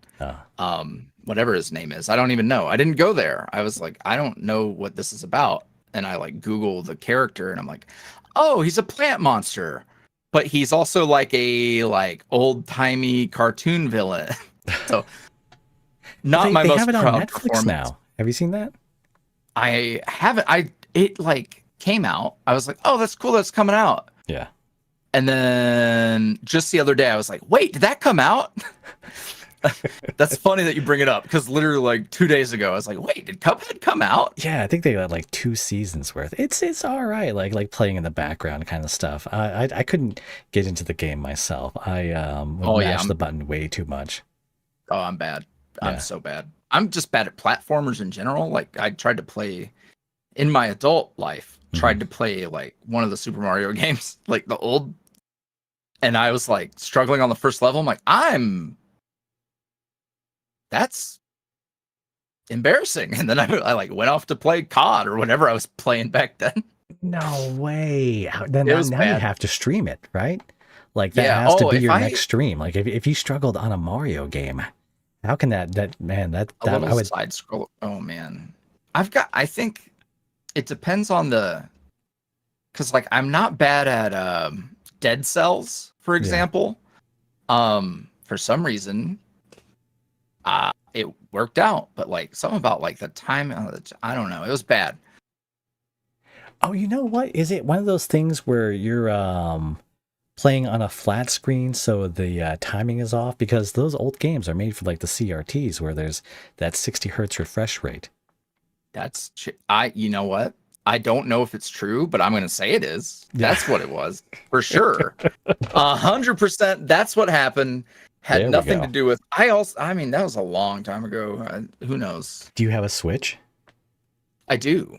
I feel like all the Mario games are on the Switch Online store that you get for free, like the emulator store. Yes.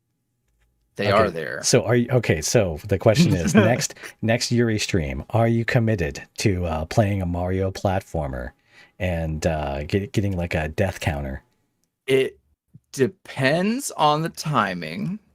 I could. but I also have a VTuber model debut that definitely has to be Stardew Valley. That might happen before then. Oh yeah, I think I'd seen that. Like, how many models do you have? I don't have. So, a few, and you know how I mentioned talking about the art thing, how like I like to have everything uniform. Mm-hmm. Yeah, that didn't happen at first. Thankfully, good friend of mine I've worked with before, she has gotten into doing models and stuff. Yeah. And has worked professionally with like rigging things, because I had a model that I just never bothered getting rigged. I was like, it's a waste of time. I'm not gonna bother. Why did I do this? And she was like, oh, I'd rig it for this. And I'm like, oh, you can rig it for that. And then the model had the most movement and motion and fluidity of anything that I paid much more for. Yeah. And I was like, hey, buddy. I have buddy, a roster. Buddy, let's put some respect on that name, because I need to write this down. I have to take my shoulders in. I'm going to be honest here.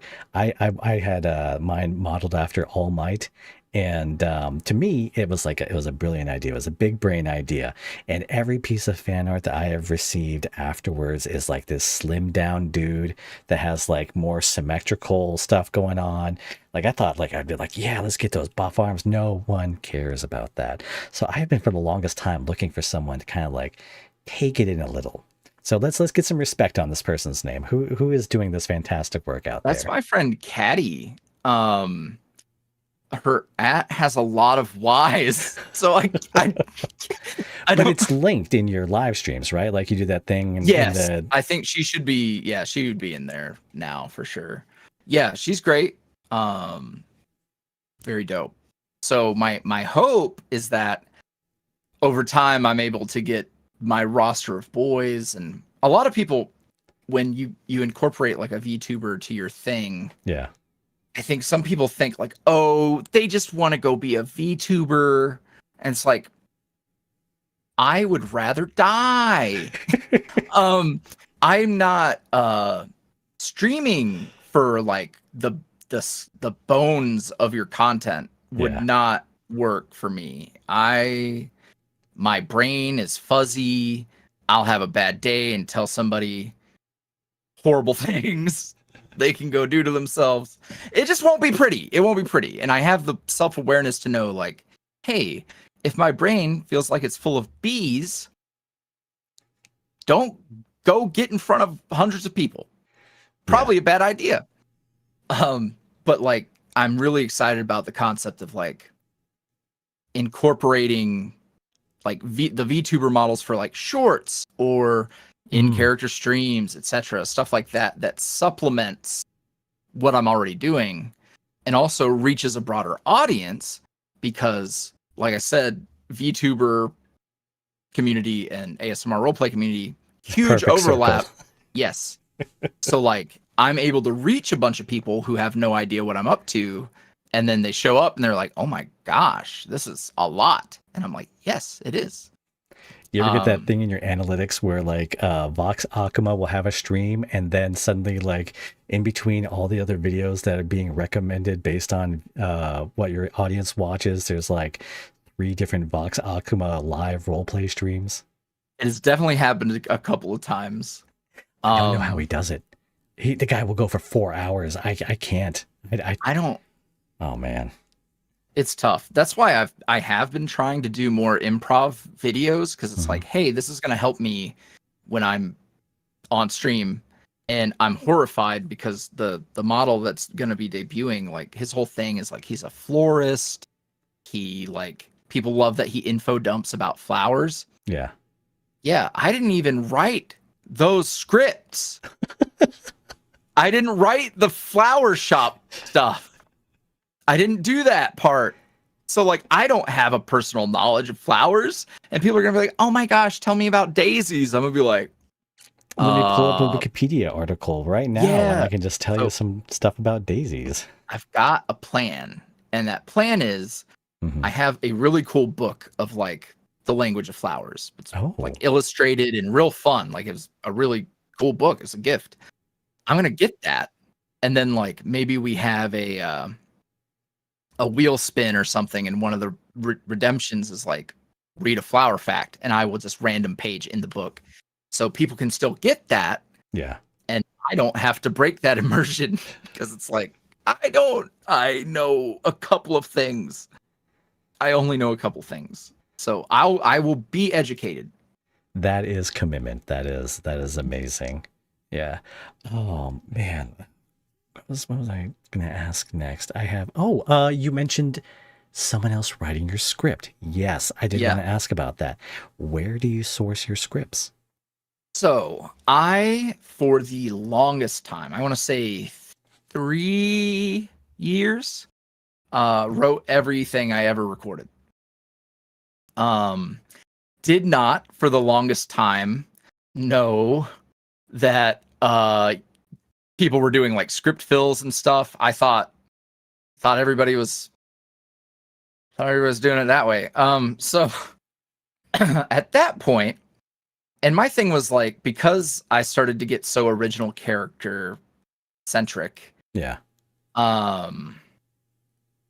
It was like, hey, if you want to submit a script, you can. Mm-hmm. And we have like guidelines and whatever. And for him specifically, there was a great writer.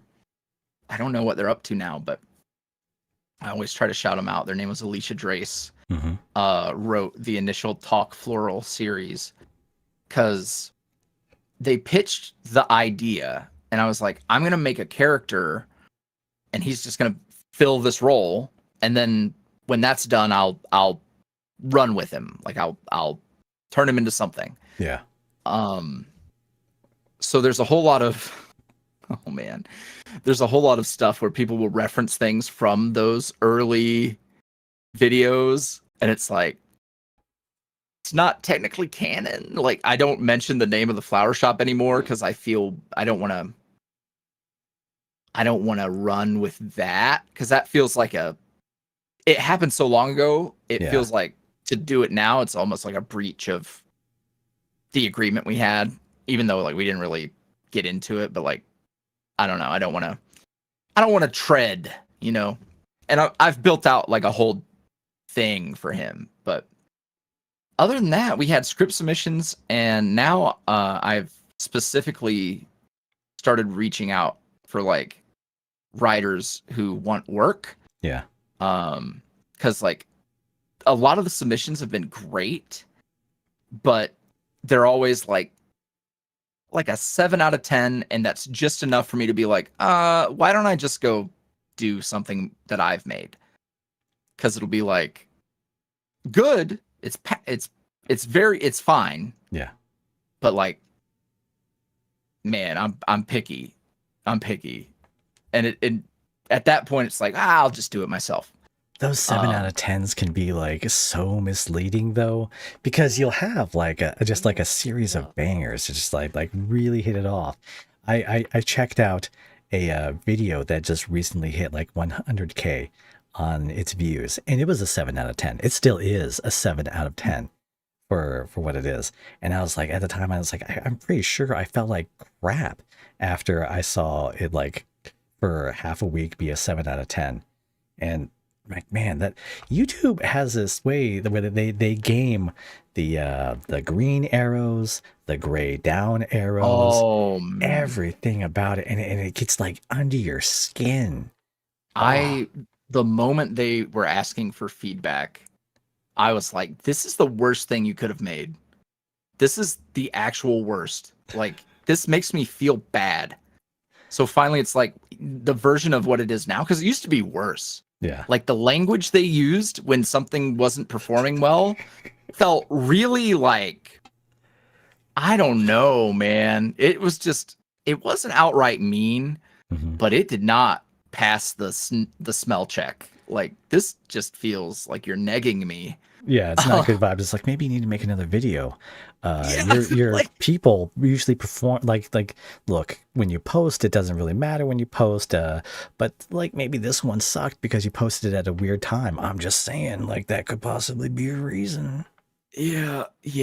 And now like they cleaned it up, And like now it's a drop down box if you want to see like its rank out of the last 10, which is like that's all I wanted. Yeah. Because like there will be times where I want to see it, and there will be times where I don't. How many For my times do you own- refresh for that confetti? When you get that confetti, like are you ever like just sitting there? Sometimes you just hit that F5. A couple times recently, actually. There was a video that did way better than I thought it was going to, and it ended up being the 1 out of 10, and I was like, yeah. Yeah. Well, you got that short window. It's the first 24 hours, and after that, you don't get that confetti anymore, man. Like that has always been like a personal loss to me. Like I like a week later, I can't just like go back to it and get the little like. I need to learn how to edit HTML so that it just does it all the time. Just get in there. Something I've liked that they've implemented is like, I think it is only on like the mobile studio app.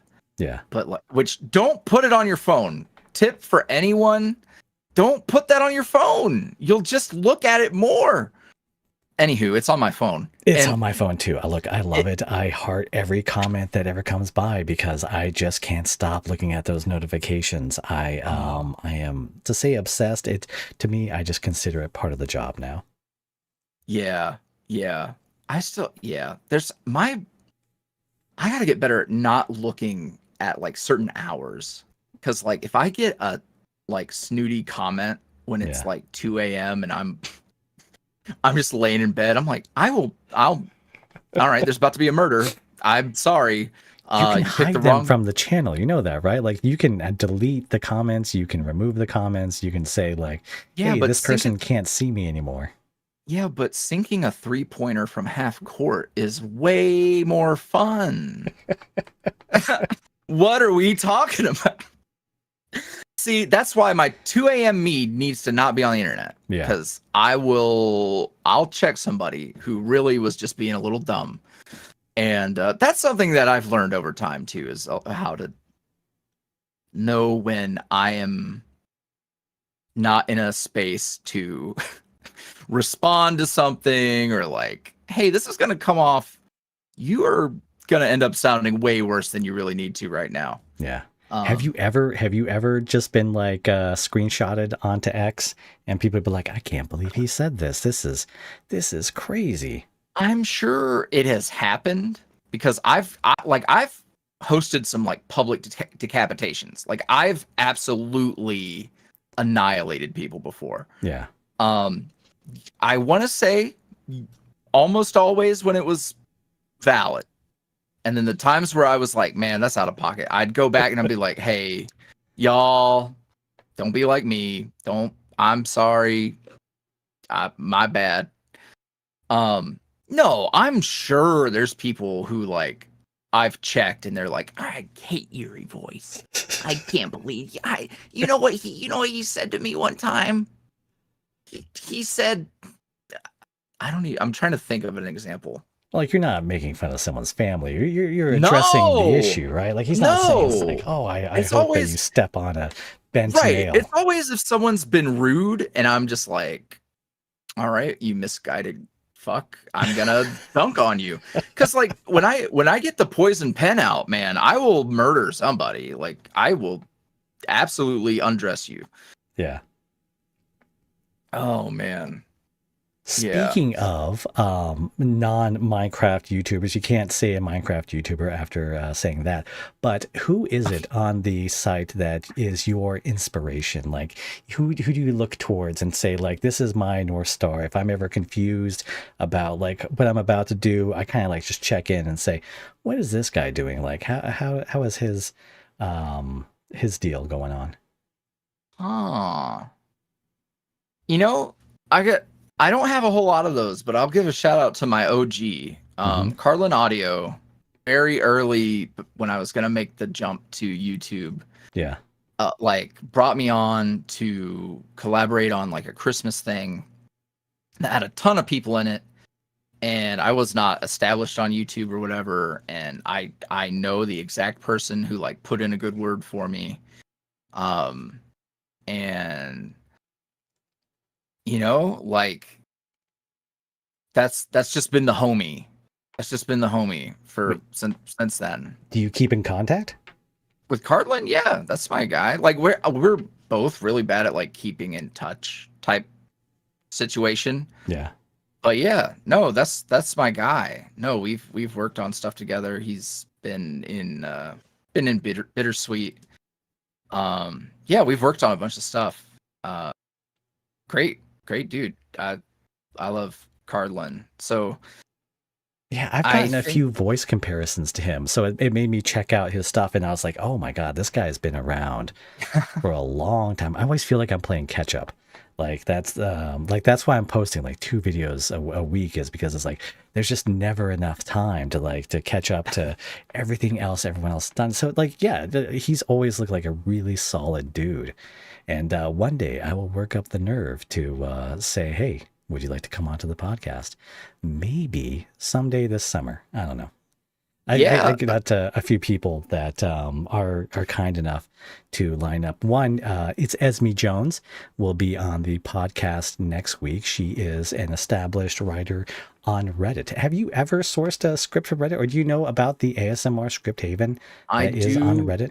I do know about it. I have not, but I might for a super secret project.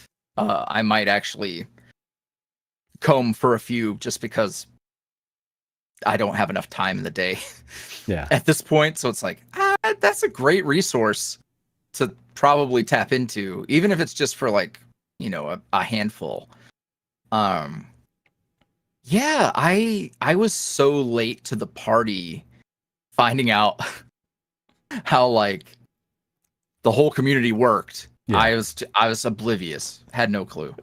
And then by the time I did, I was like, well, I was really like, I'm a creature of comfort always. So like I had my whole system in place. So it's like, and then especially with like, even if when I was doing like fandom characters, it's very hard to be like, well, I have to then go find like a script that's gonna fit for this like archetype thing. So it's like I'd probably just create more issues for myself rather than shave time off.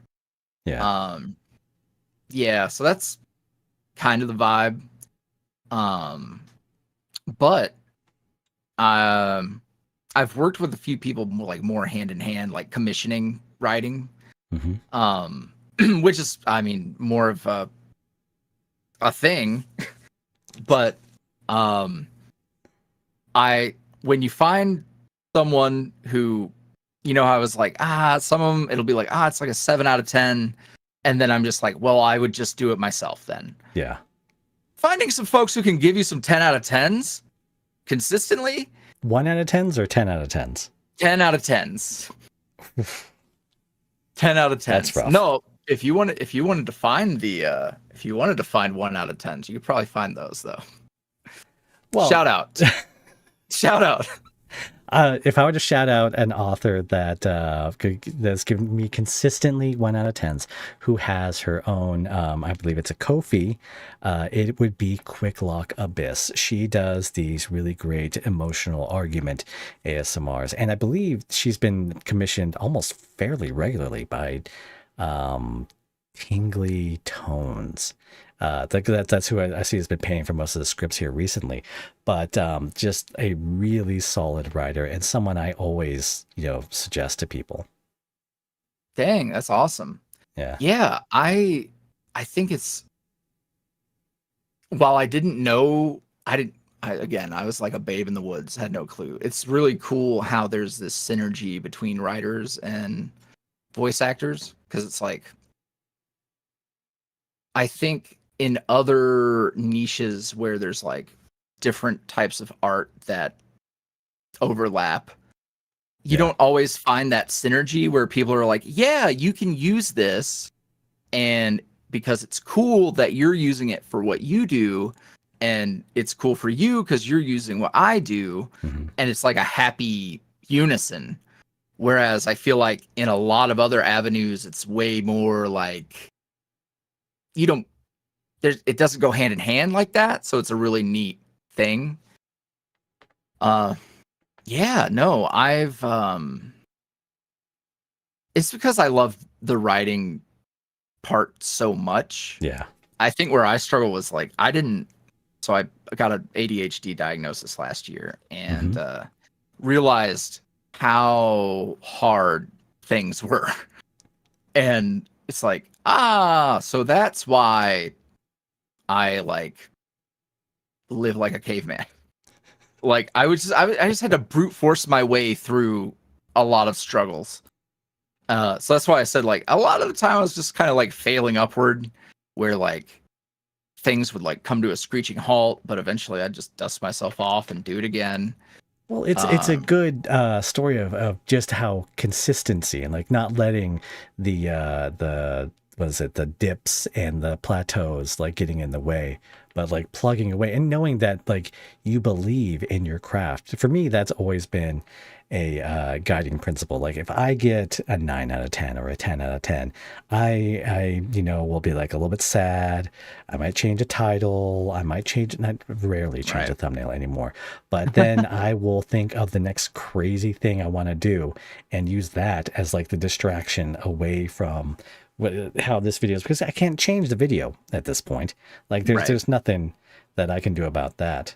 But speaking of things that have changed over time, have you noticed that there's been like any alteration in your voice? It's 7 years. It's a long time to, Oh yeah. yeah.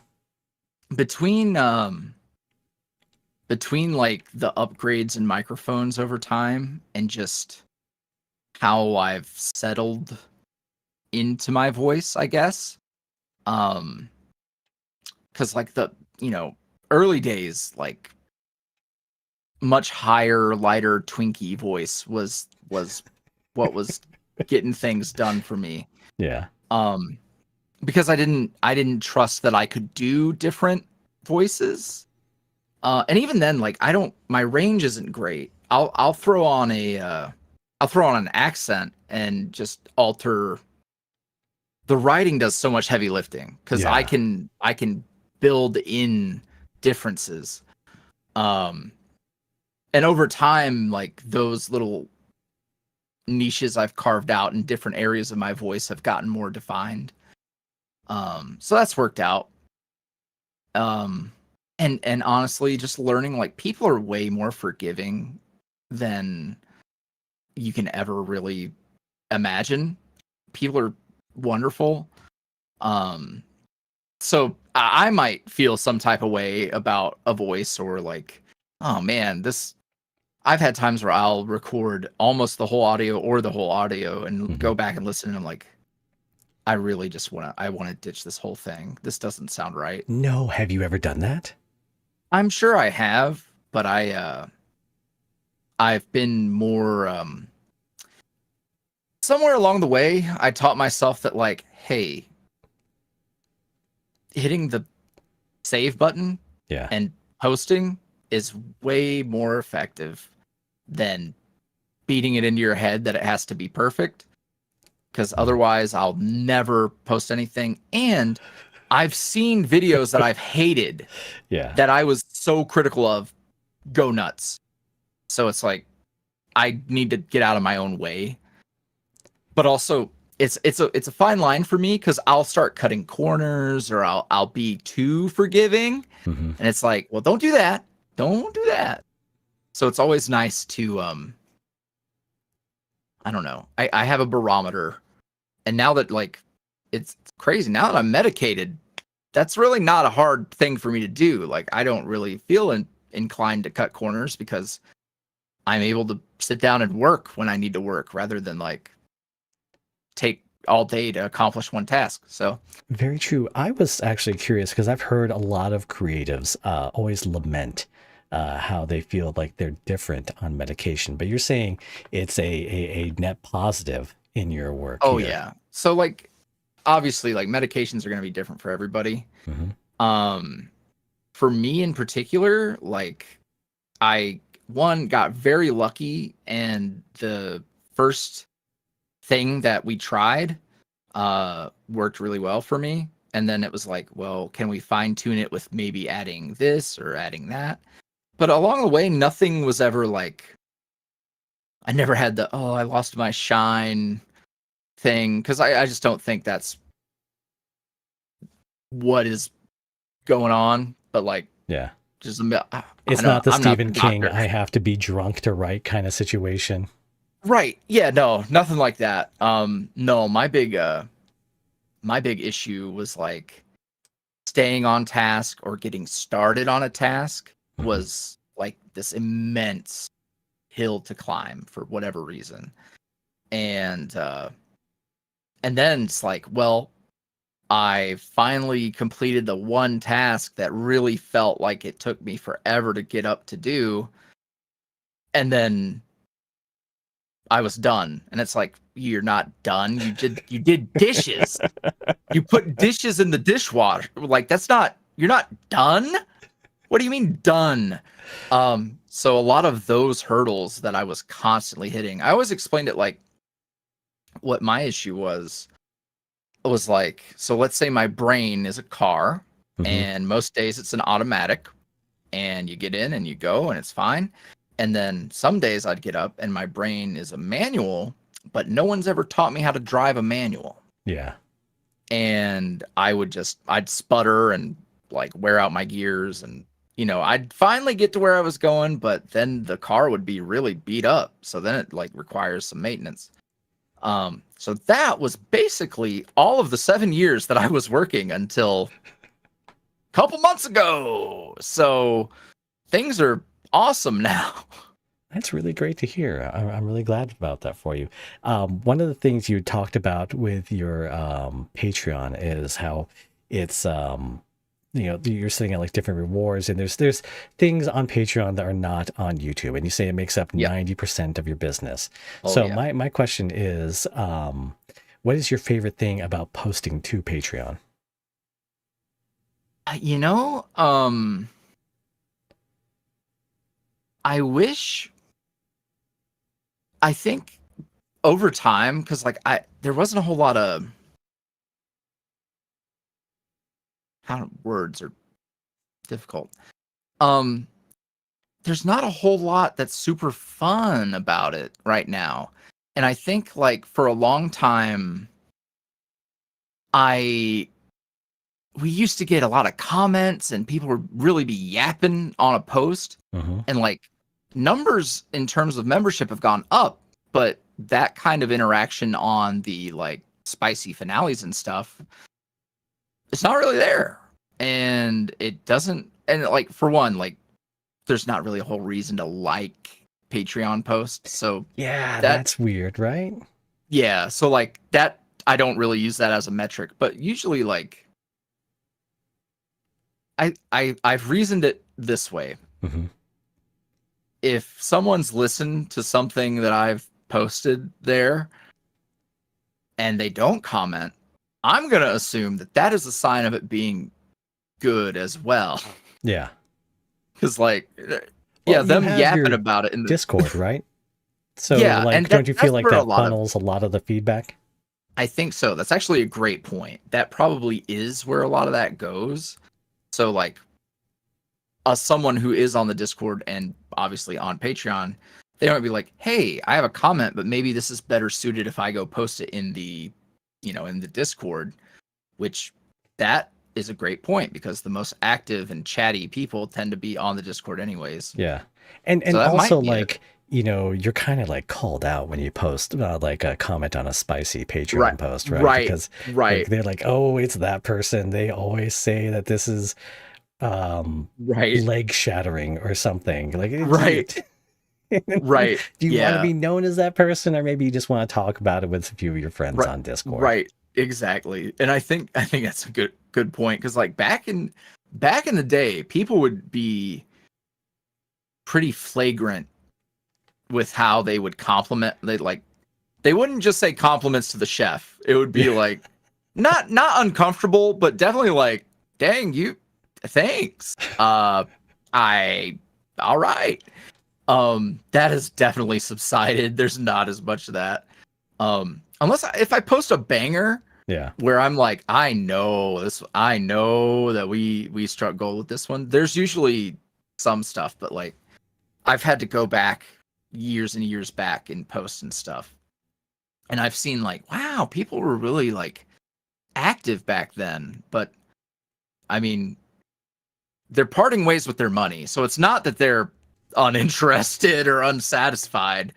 Yeah, it's like a gym membership. Like whether or not a person comes into the gym, they're still subscribed to the gym.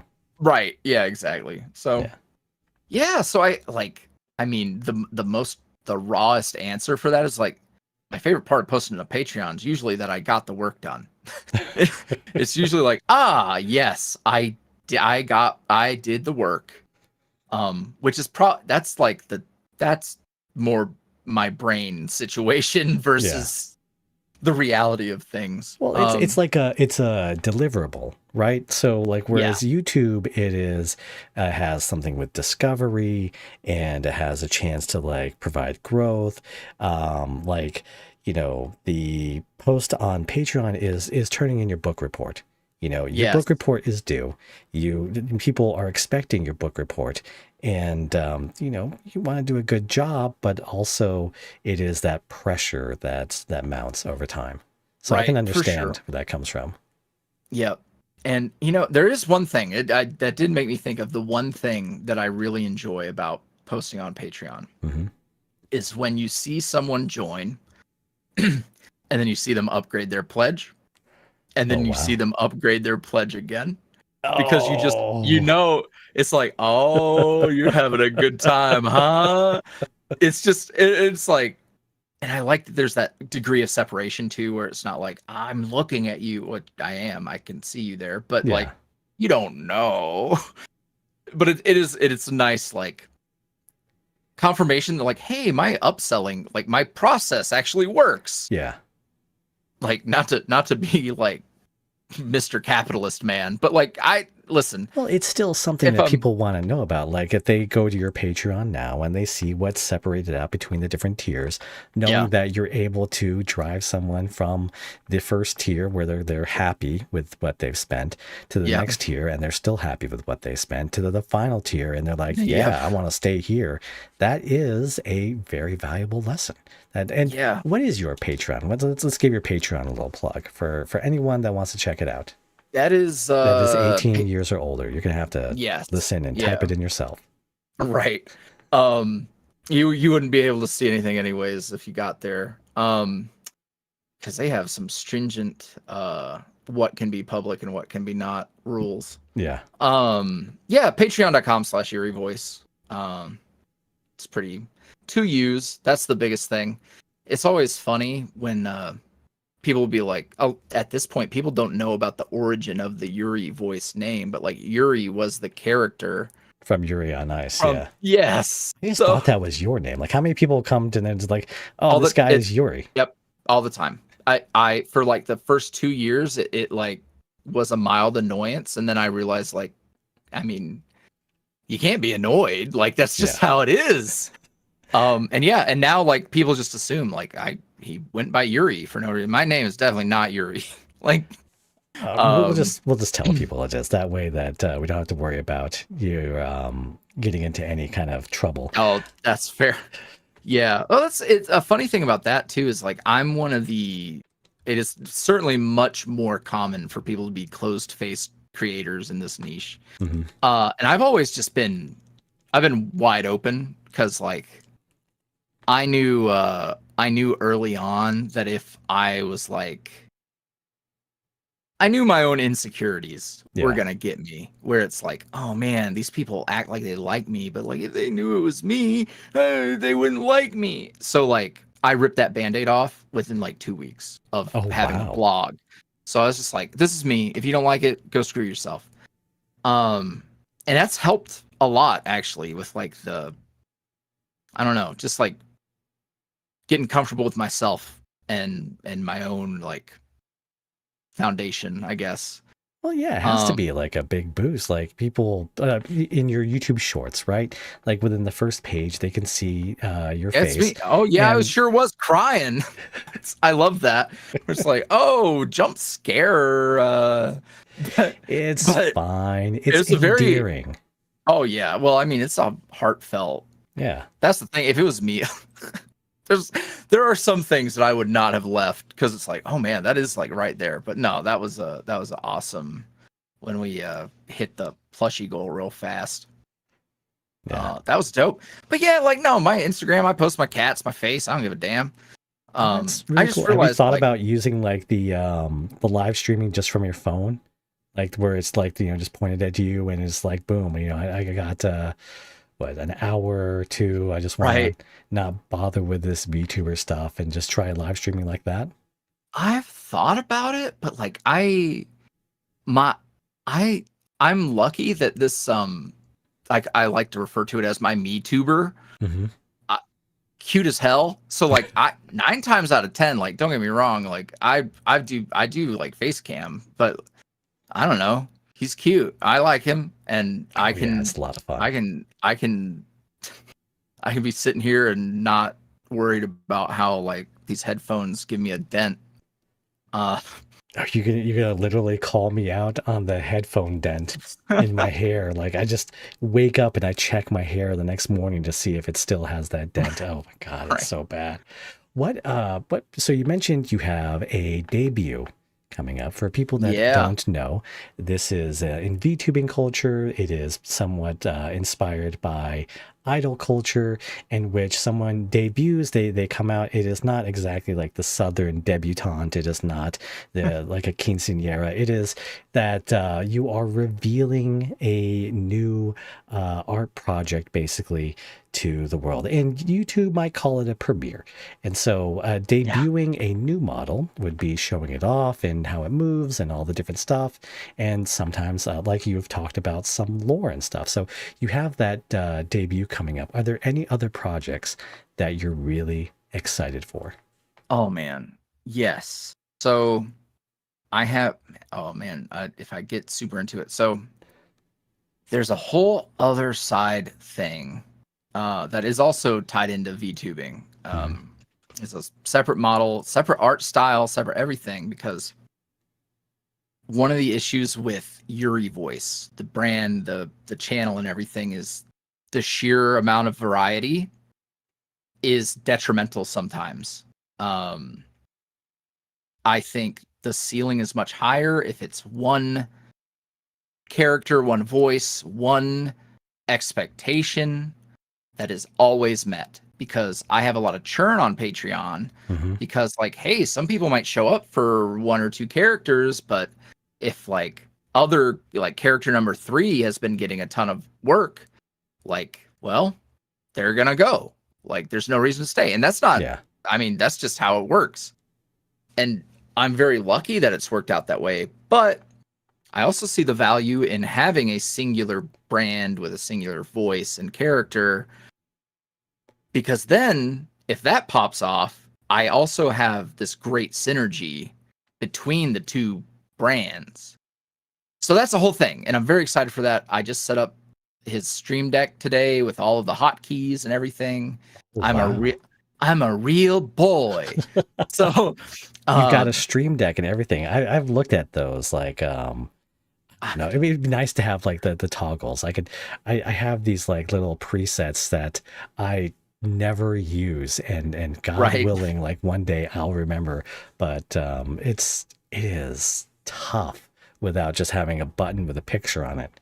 But did you Yeah. find that like the stream deck is really helpful? I bought this probably like 5 years ago. It's a V1 stream deck, and I have Yeah. never used it.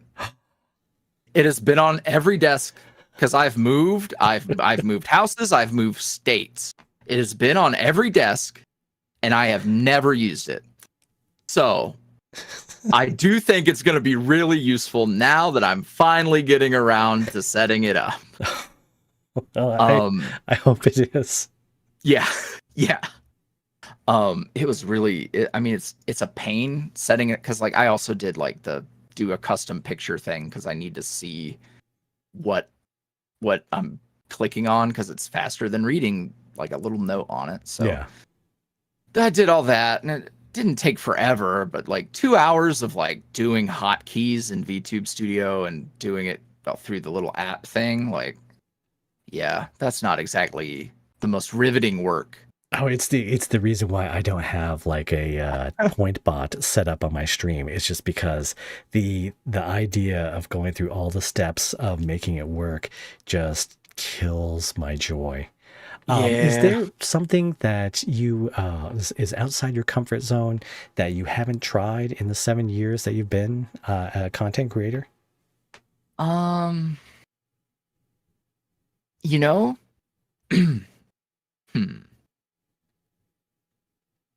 It's funny because I answered a similar question to this, and now I don't remember what that answer was. Um, I think I can tell you what it is for me right now, Mm-hmm. because I want to start collaborating more with folks. I'd been active before, had like a been a part of big projects even, and had stuff going on, and then interpersonal things can happen every now and again. Yeah. And when a big nuke goes off in my workspace, I'm very prone to being like, well, I'm not going out of my way to do that anymore. Just close Um, up the gates just to pull it all yeah. in. Yeah. Anywho, the years have passed. I feel better. I feel more fine. Uh, so getting back on the horse in that regard and just like worrying less, because it Mhm. definitely put me off of like a lot. Because I don't like I want to be more involved. I've never been sure, but like always felt like because of the way I came into the community too, where it was like I didn't I was like, I'm ASM artist boy. I was like, oh, showed up to a party I didn't know was happening. I guess I'm here and I'm just chilling over by the punch bowl guy. or, Um, or is it the meme where like you're leaning against the wall and it's like they don't know that I am an ASM artist YouTuber and yeah, Patreon king. right, right. It feels like that sometimes. Like I just don't know. It's one of those things where like I want to wingle. I want to mingle more. Why did I Mhm. turn the M into a W? Wingling. Anywho, I want to mingle more. Yeah. I want to get out there. That's why like when you reached out, I was like, you know what? And I gave it a listen. I'm like, wait, hold on. This is like actual, like legit, like thoughtful questions and banter. Like that's like, oh, this is like a guy. This is a guy. Like this is a dude. So I compliments to how you carried yourself Thank you and very much. how you conduct this sort of thing. You should be thankful to Nighttime Audio because he's the one that name dropped you at the end of his interview, and that's what gave me the mental go ahead because he said that you had been reaching out with collabs and you were collabing with someone else at the time. So I was Oh like, well, yeah. I will reach out to him. But Yeah. he's the one that recommended you. Oh, well that's dope. I don't again, like I don't know anybody. I my circle is like a line basically. Like I know a handful of folks and like I engage at a distance, I Mhm. think. Like I watch a lot where it's like, "Oh, hey, this person's popped up on my radar. Are they cool?" Cuz that's always a thing, like you never know, everybody's vibe is going to be a little different and Yeah. I'm very, I don't know, I'm very grown and just I am what I am type and not big on the like, oh yeah, we're gonna form like a clique and we're gonna do all that. And it's like, buddy, that's gone wrong so many times. You're gonna hate each other. So, um, We're not forming the Power Rangers this late in life.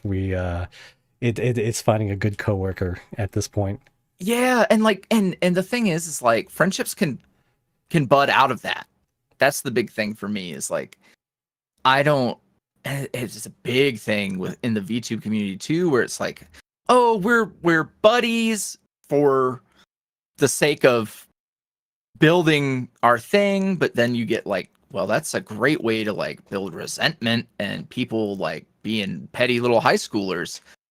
So so my approach is way more guarded than a lot of folks, I think. Yeah. And I just also, I try to be honest with myself too, where it's like, hey man, like don't project your anxieties onto situations, because the vast majority of people I've ever interacted with have been dope. Like it's been super chill, super cool, no issues ever. Oh, that's So awesome. don't let don't let a couple of experiences make you shy away from the whole thing. So yeah, I have things that are in the works that will involve working with more people and trying to broaden those horizons, That's great because news. yeah, it's time to try that again. All right, these are the questions I save for the end of the interview. As we reach the end here, I want to thank Chad for being awesome. You guys have been very respectful, especially since I've been having to be de facto mod over here. I haven't actually had to step in because you guys have just been so great. But at this point here, we're gonna ask you a few. Normally, I would say I would open it up to chat for a few questions, but I would encourage, if you have those questions, to show up to Yuri's stream, because they are very engaged with their community from what I've seen on the stream. Probably don't ask a stupid question, because you might get dunked on depending on what time of night it may be. I try to. Here's what I've learned in my old age. Yeah. Sometimes you just don't have to answer it. And the thing that gets me is some people will persist and be like, did you skip mine? Hey, and it's like, there's no guarantee that you're going to get your question answered.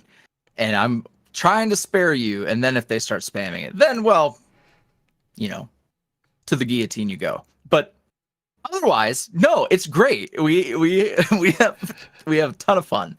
I promise. I've learned that, especially like working with like my moderator team and artists, editors, people who matter to me for realsies. The way I behave reflects upon the people that I surround myself with.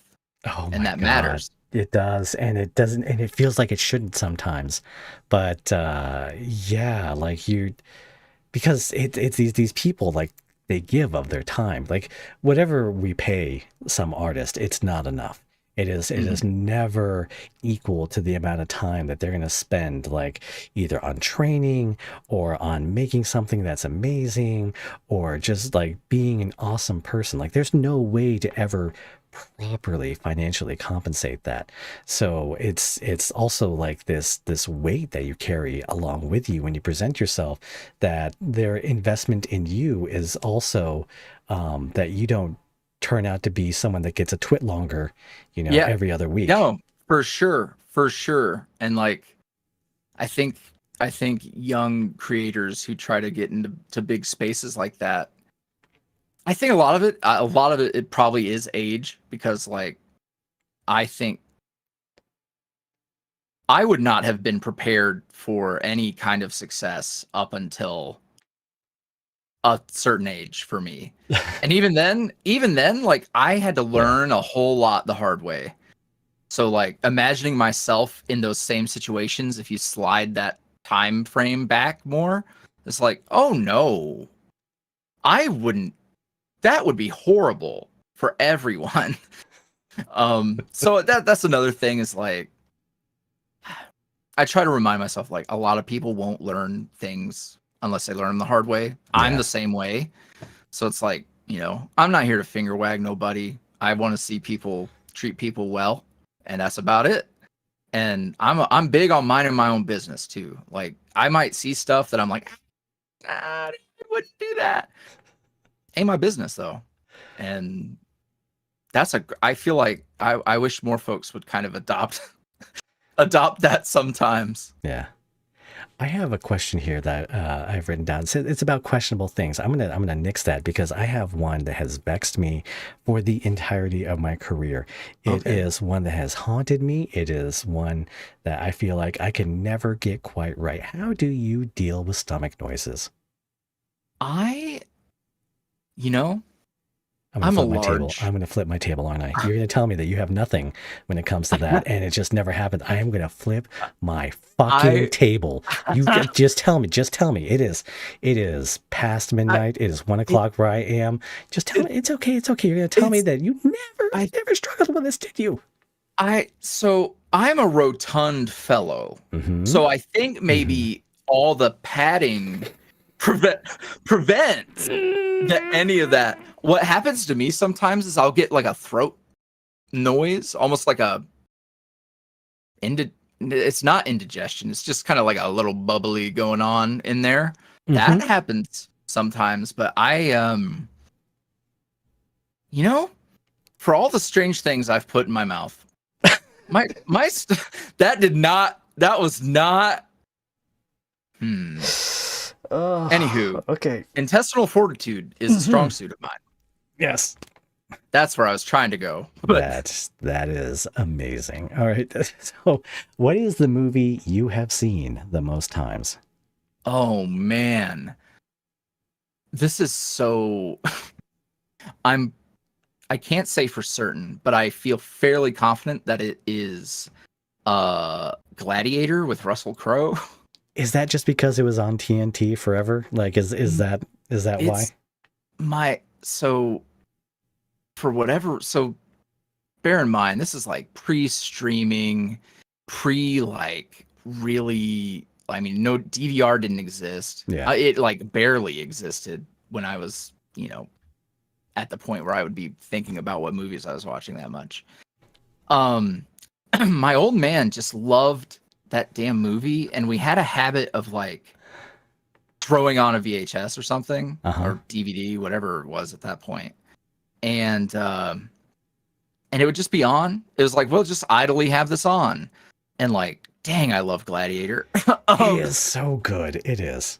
it's great. I mean, one of the Austin Powers movies is probably a strong contender. The second Pokemon movie, Pokemon 2000, is that what the one with Lugia in it? Yes, that is. I used to put it on repeat through the night because I would sleep to Lugia's song. But the thing is like that only plays like 3 or 4 times in the whole movie, and the rest of the movie is like Pokemon. Mm-hmm. So, but there's a long time where it was like my comfort movie. Yeah. So in my youth, I would like have it just going. So that is realistically probably the one I've seen the most, but not really on purpose. That's Uh, still really impressive. Yeah. And I'm assuming it's on DVD because you can't have a VHS just pop its way back to the beginning. you can. So What? they had the same way that like what I pre it had like a repeat loop. So basically the TV I had a little button Mm-hmm. where you would press it, and when it reaches the end, it rewinds itself and will play again. So you slept through that like loud click and then the Yeah, horrifically loud rewinding sound. Yeah. Yep. All the way to the front. And it just previews everything because it's like it's not skipping anything. It's just Yep. going straight. Oh my God. Yep. It was Did you wear out the magnetic tape? yeah, I think that one got pretty worn out. I wish I still I mean, I didn't collect any. I'm very like bad at keepsakes and things, especially at that point of time in my life. Yeah. But yeah, man, that thing got worn out. That's funny. I hadn't thought about that. But yeah, so that whether consciously or not, like Mm-hmm. that movie has been on the most in my presence. That is amazing. I love people's answers to this. And this was something I saw on like a YouTube short that someone asked that. And it has stuck with me ever since. All right. The last ones are about, have people, you told me throughout the interview that, you felt like sometimes you just like want to pack it in. Has anyone told you and like sent you an angry email or something and says like, hey man, just get off the internet? I have the best answer to this. So there is a very specific moment. So starting out on Tumblr, they have the ask box, Mm-hmm.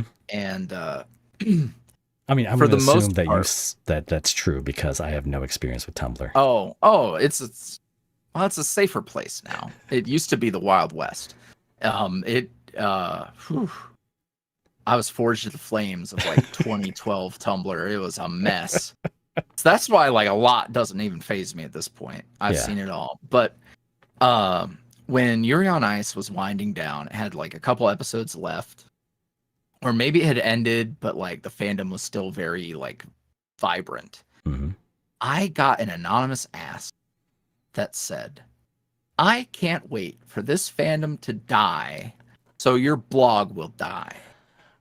And to this day, if I need a kick in the pants to go get work done, Yeah. to go kick some ass, I will think of that, and I will just think, that poor son of a bitch is out there somewhere mad as hell Just because mauling. I wasn't nobody back then. Yeah. I wasn't nothing. Like it just to wish that somebody who had nothing would go back to that over whatever petty reason they thought sending me that anonymous hate was worth it. That really lit a fire under me. And like even now, so that was 7 years ago, and I will still think about it. And I need to go. I made a joke, and it doesn't need to be a joke. I need to make a note so I actually do it. I want to go through my blog, find it, screenshot and print it and frame it. Oh, yeah. And hang it up, because that is such a great reminder of like, man, this person had no idea. And it's such a great perspective thing too, because I had no idea. They poked me right in my anxiety. They poked me in my big fear at the time, was that this is going to end and everyone's going to go away and none of this will have mattered. Mm-hmm. They smashed the big red button on purpose. And I didn't know that it was going to be okay. I didn't know. I had no clue. Back then, I had probably like 12,000 Tumblr followers. And I had only just started to dabble outside of... Is that small for Tumblr? Because that sounds huge. I think it was pretty solid. I think it was pretty solid. Now I ended up at like 30 something when all was said and done. Tumblr was so great because finding your audience and your audience finding you was very easy. Like tags worked the right way. Oh, wow. It just worked. If I posted a Yuri on Ice thing and tagged it Yuri on Ice, immediately at the top of the feed. Or you could sort by top posts, and the most interacted with post would be at the top. Either way, it just worked. It didn't have to be complicated. There was no algorithm. It just was a timeline. Yeah. Who would have thought? Just chronological. Yeah, it just works. You use a few tags the right way, people find you. And I was able to really make that work. And I have a love-hate relationship with Tumblr. But yeah. So it was solid. It was solid. The engagement and everything was good. Yeah. Anywho, that's the one where, and I'm sure there's been other nasty things that people have hurled at me, but that one was the first one. Yeah. That stung like that. I've had nasty stuff where like early days, someone tried to troll, and like they were like, I'm Yuri's ex and he was evil to me. All because there was some other like baby voice actor, apparently. Don't know if they ever were or weren't, but that was someone who like sent me an ask under weird pretenses and was like, they asked some really like kind of invasive, kind of like expectant question about like voiceover and like doing something with them, I think. And I'm like, I said on stream something to the effect of like, I don't know, man. I I don't know you. Like, I'm in my lane. You can stay in your lane. It's cool. And they like took that, like, stay in my lane. So they were like, oh, I'm going to ruin him. I hadn't been doing that for but like a couple months. And I had my first, like, I'm going to ruin you person. Yeah. That was a lot. Cause like I wasn't, nowadays if that happened, I would like publicly point at them and laugh, and everyone else would laugh and we would be moving on. But like back then I'm like, oh my God, what if people think that this is real? Which is hilarious because like it was absolutely not a thing. Like verifiably not a thing. Like real people know me, buddy. Like real life exists. Yeah. So those early days were the nastiest, like, I hope you disappear kind of things were. Nowadays it's just like, I don't know. I've been fairly lucky. 7 years and only having like a handful of really nasty internet interactions like that is probably pretty good. No, I would say it is fabulous, especially like, if you're doing a bunch of VTuber stuff, you get recommended the drama videos. It's every week with these people. Everything I know has been against my will. I know all about the most recent drama, and me saying the most recent drama, there's probably like 4 things you could think that I mean. It's Kenji. And it's like 3 of them. And I didn't want to know. And yes, it is. Yeah. It's that whole thing, and it's a mess. It's like, I don't want to know I don't, this is not my business. You know what? I bill myself as a toxic person. People don't believe me, but a lot of my audios are toxic dudes.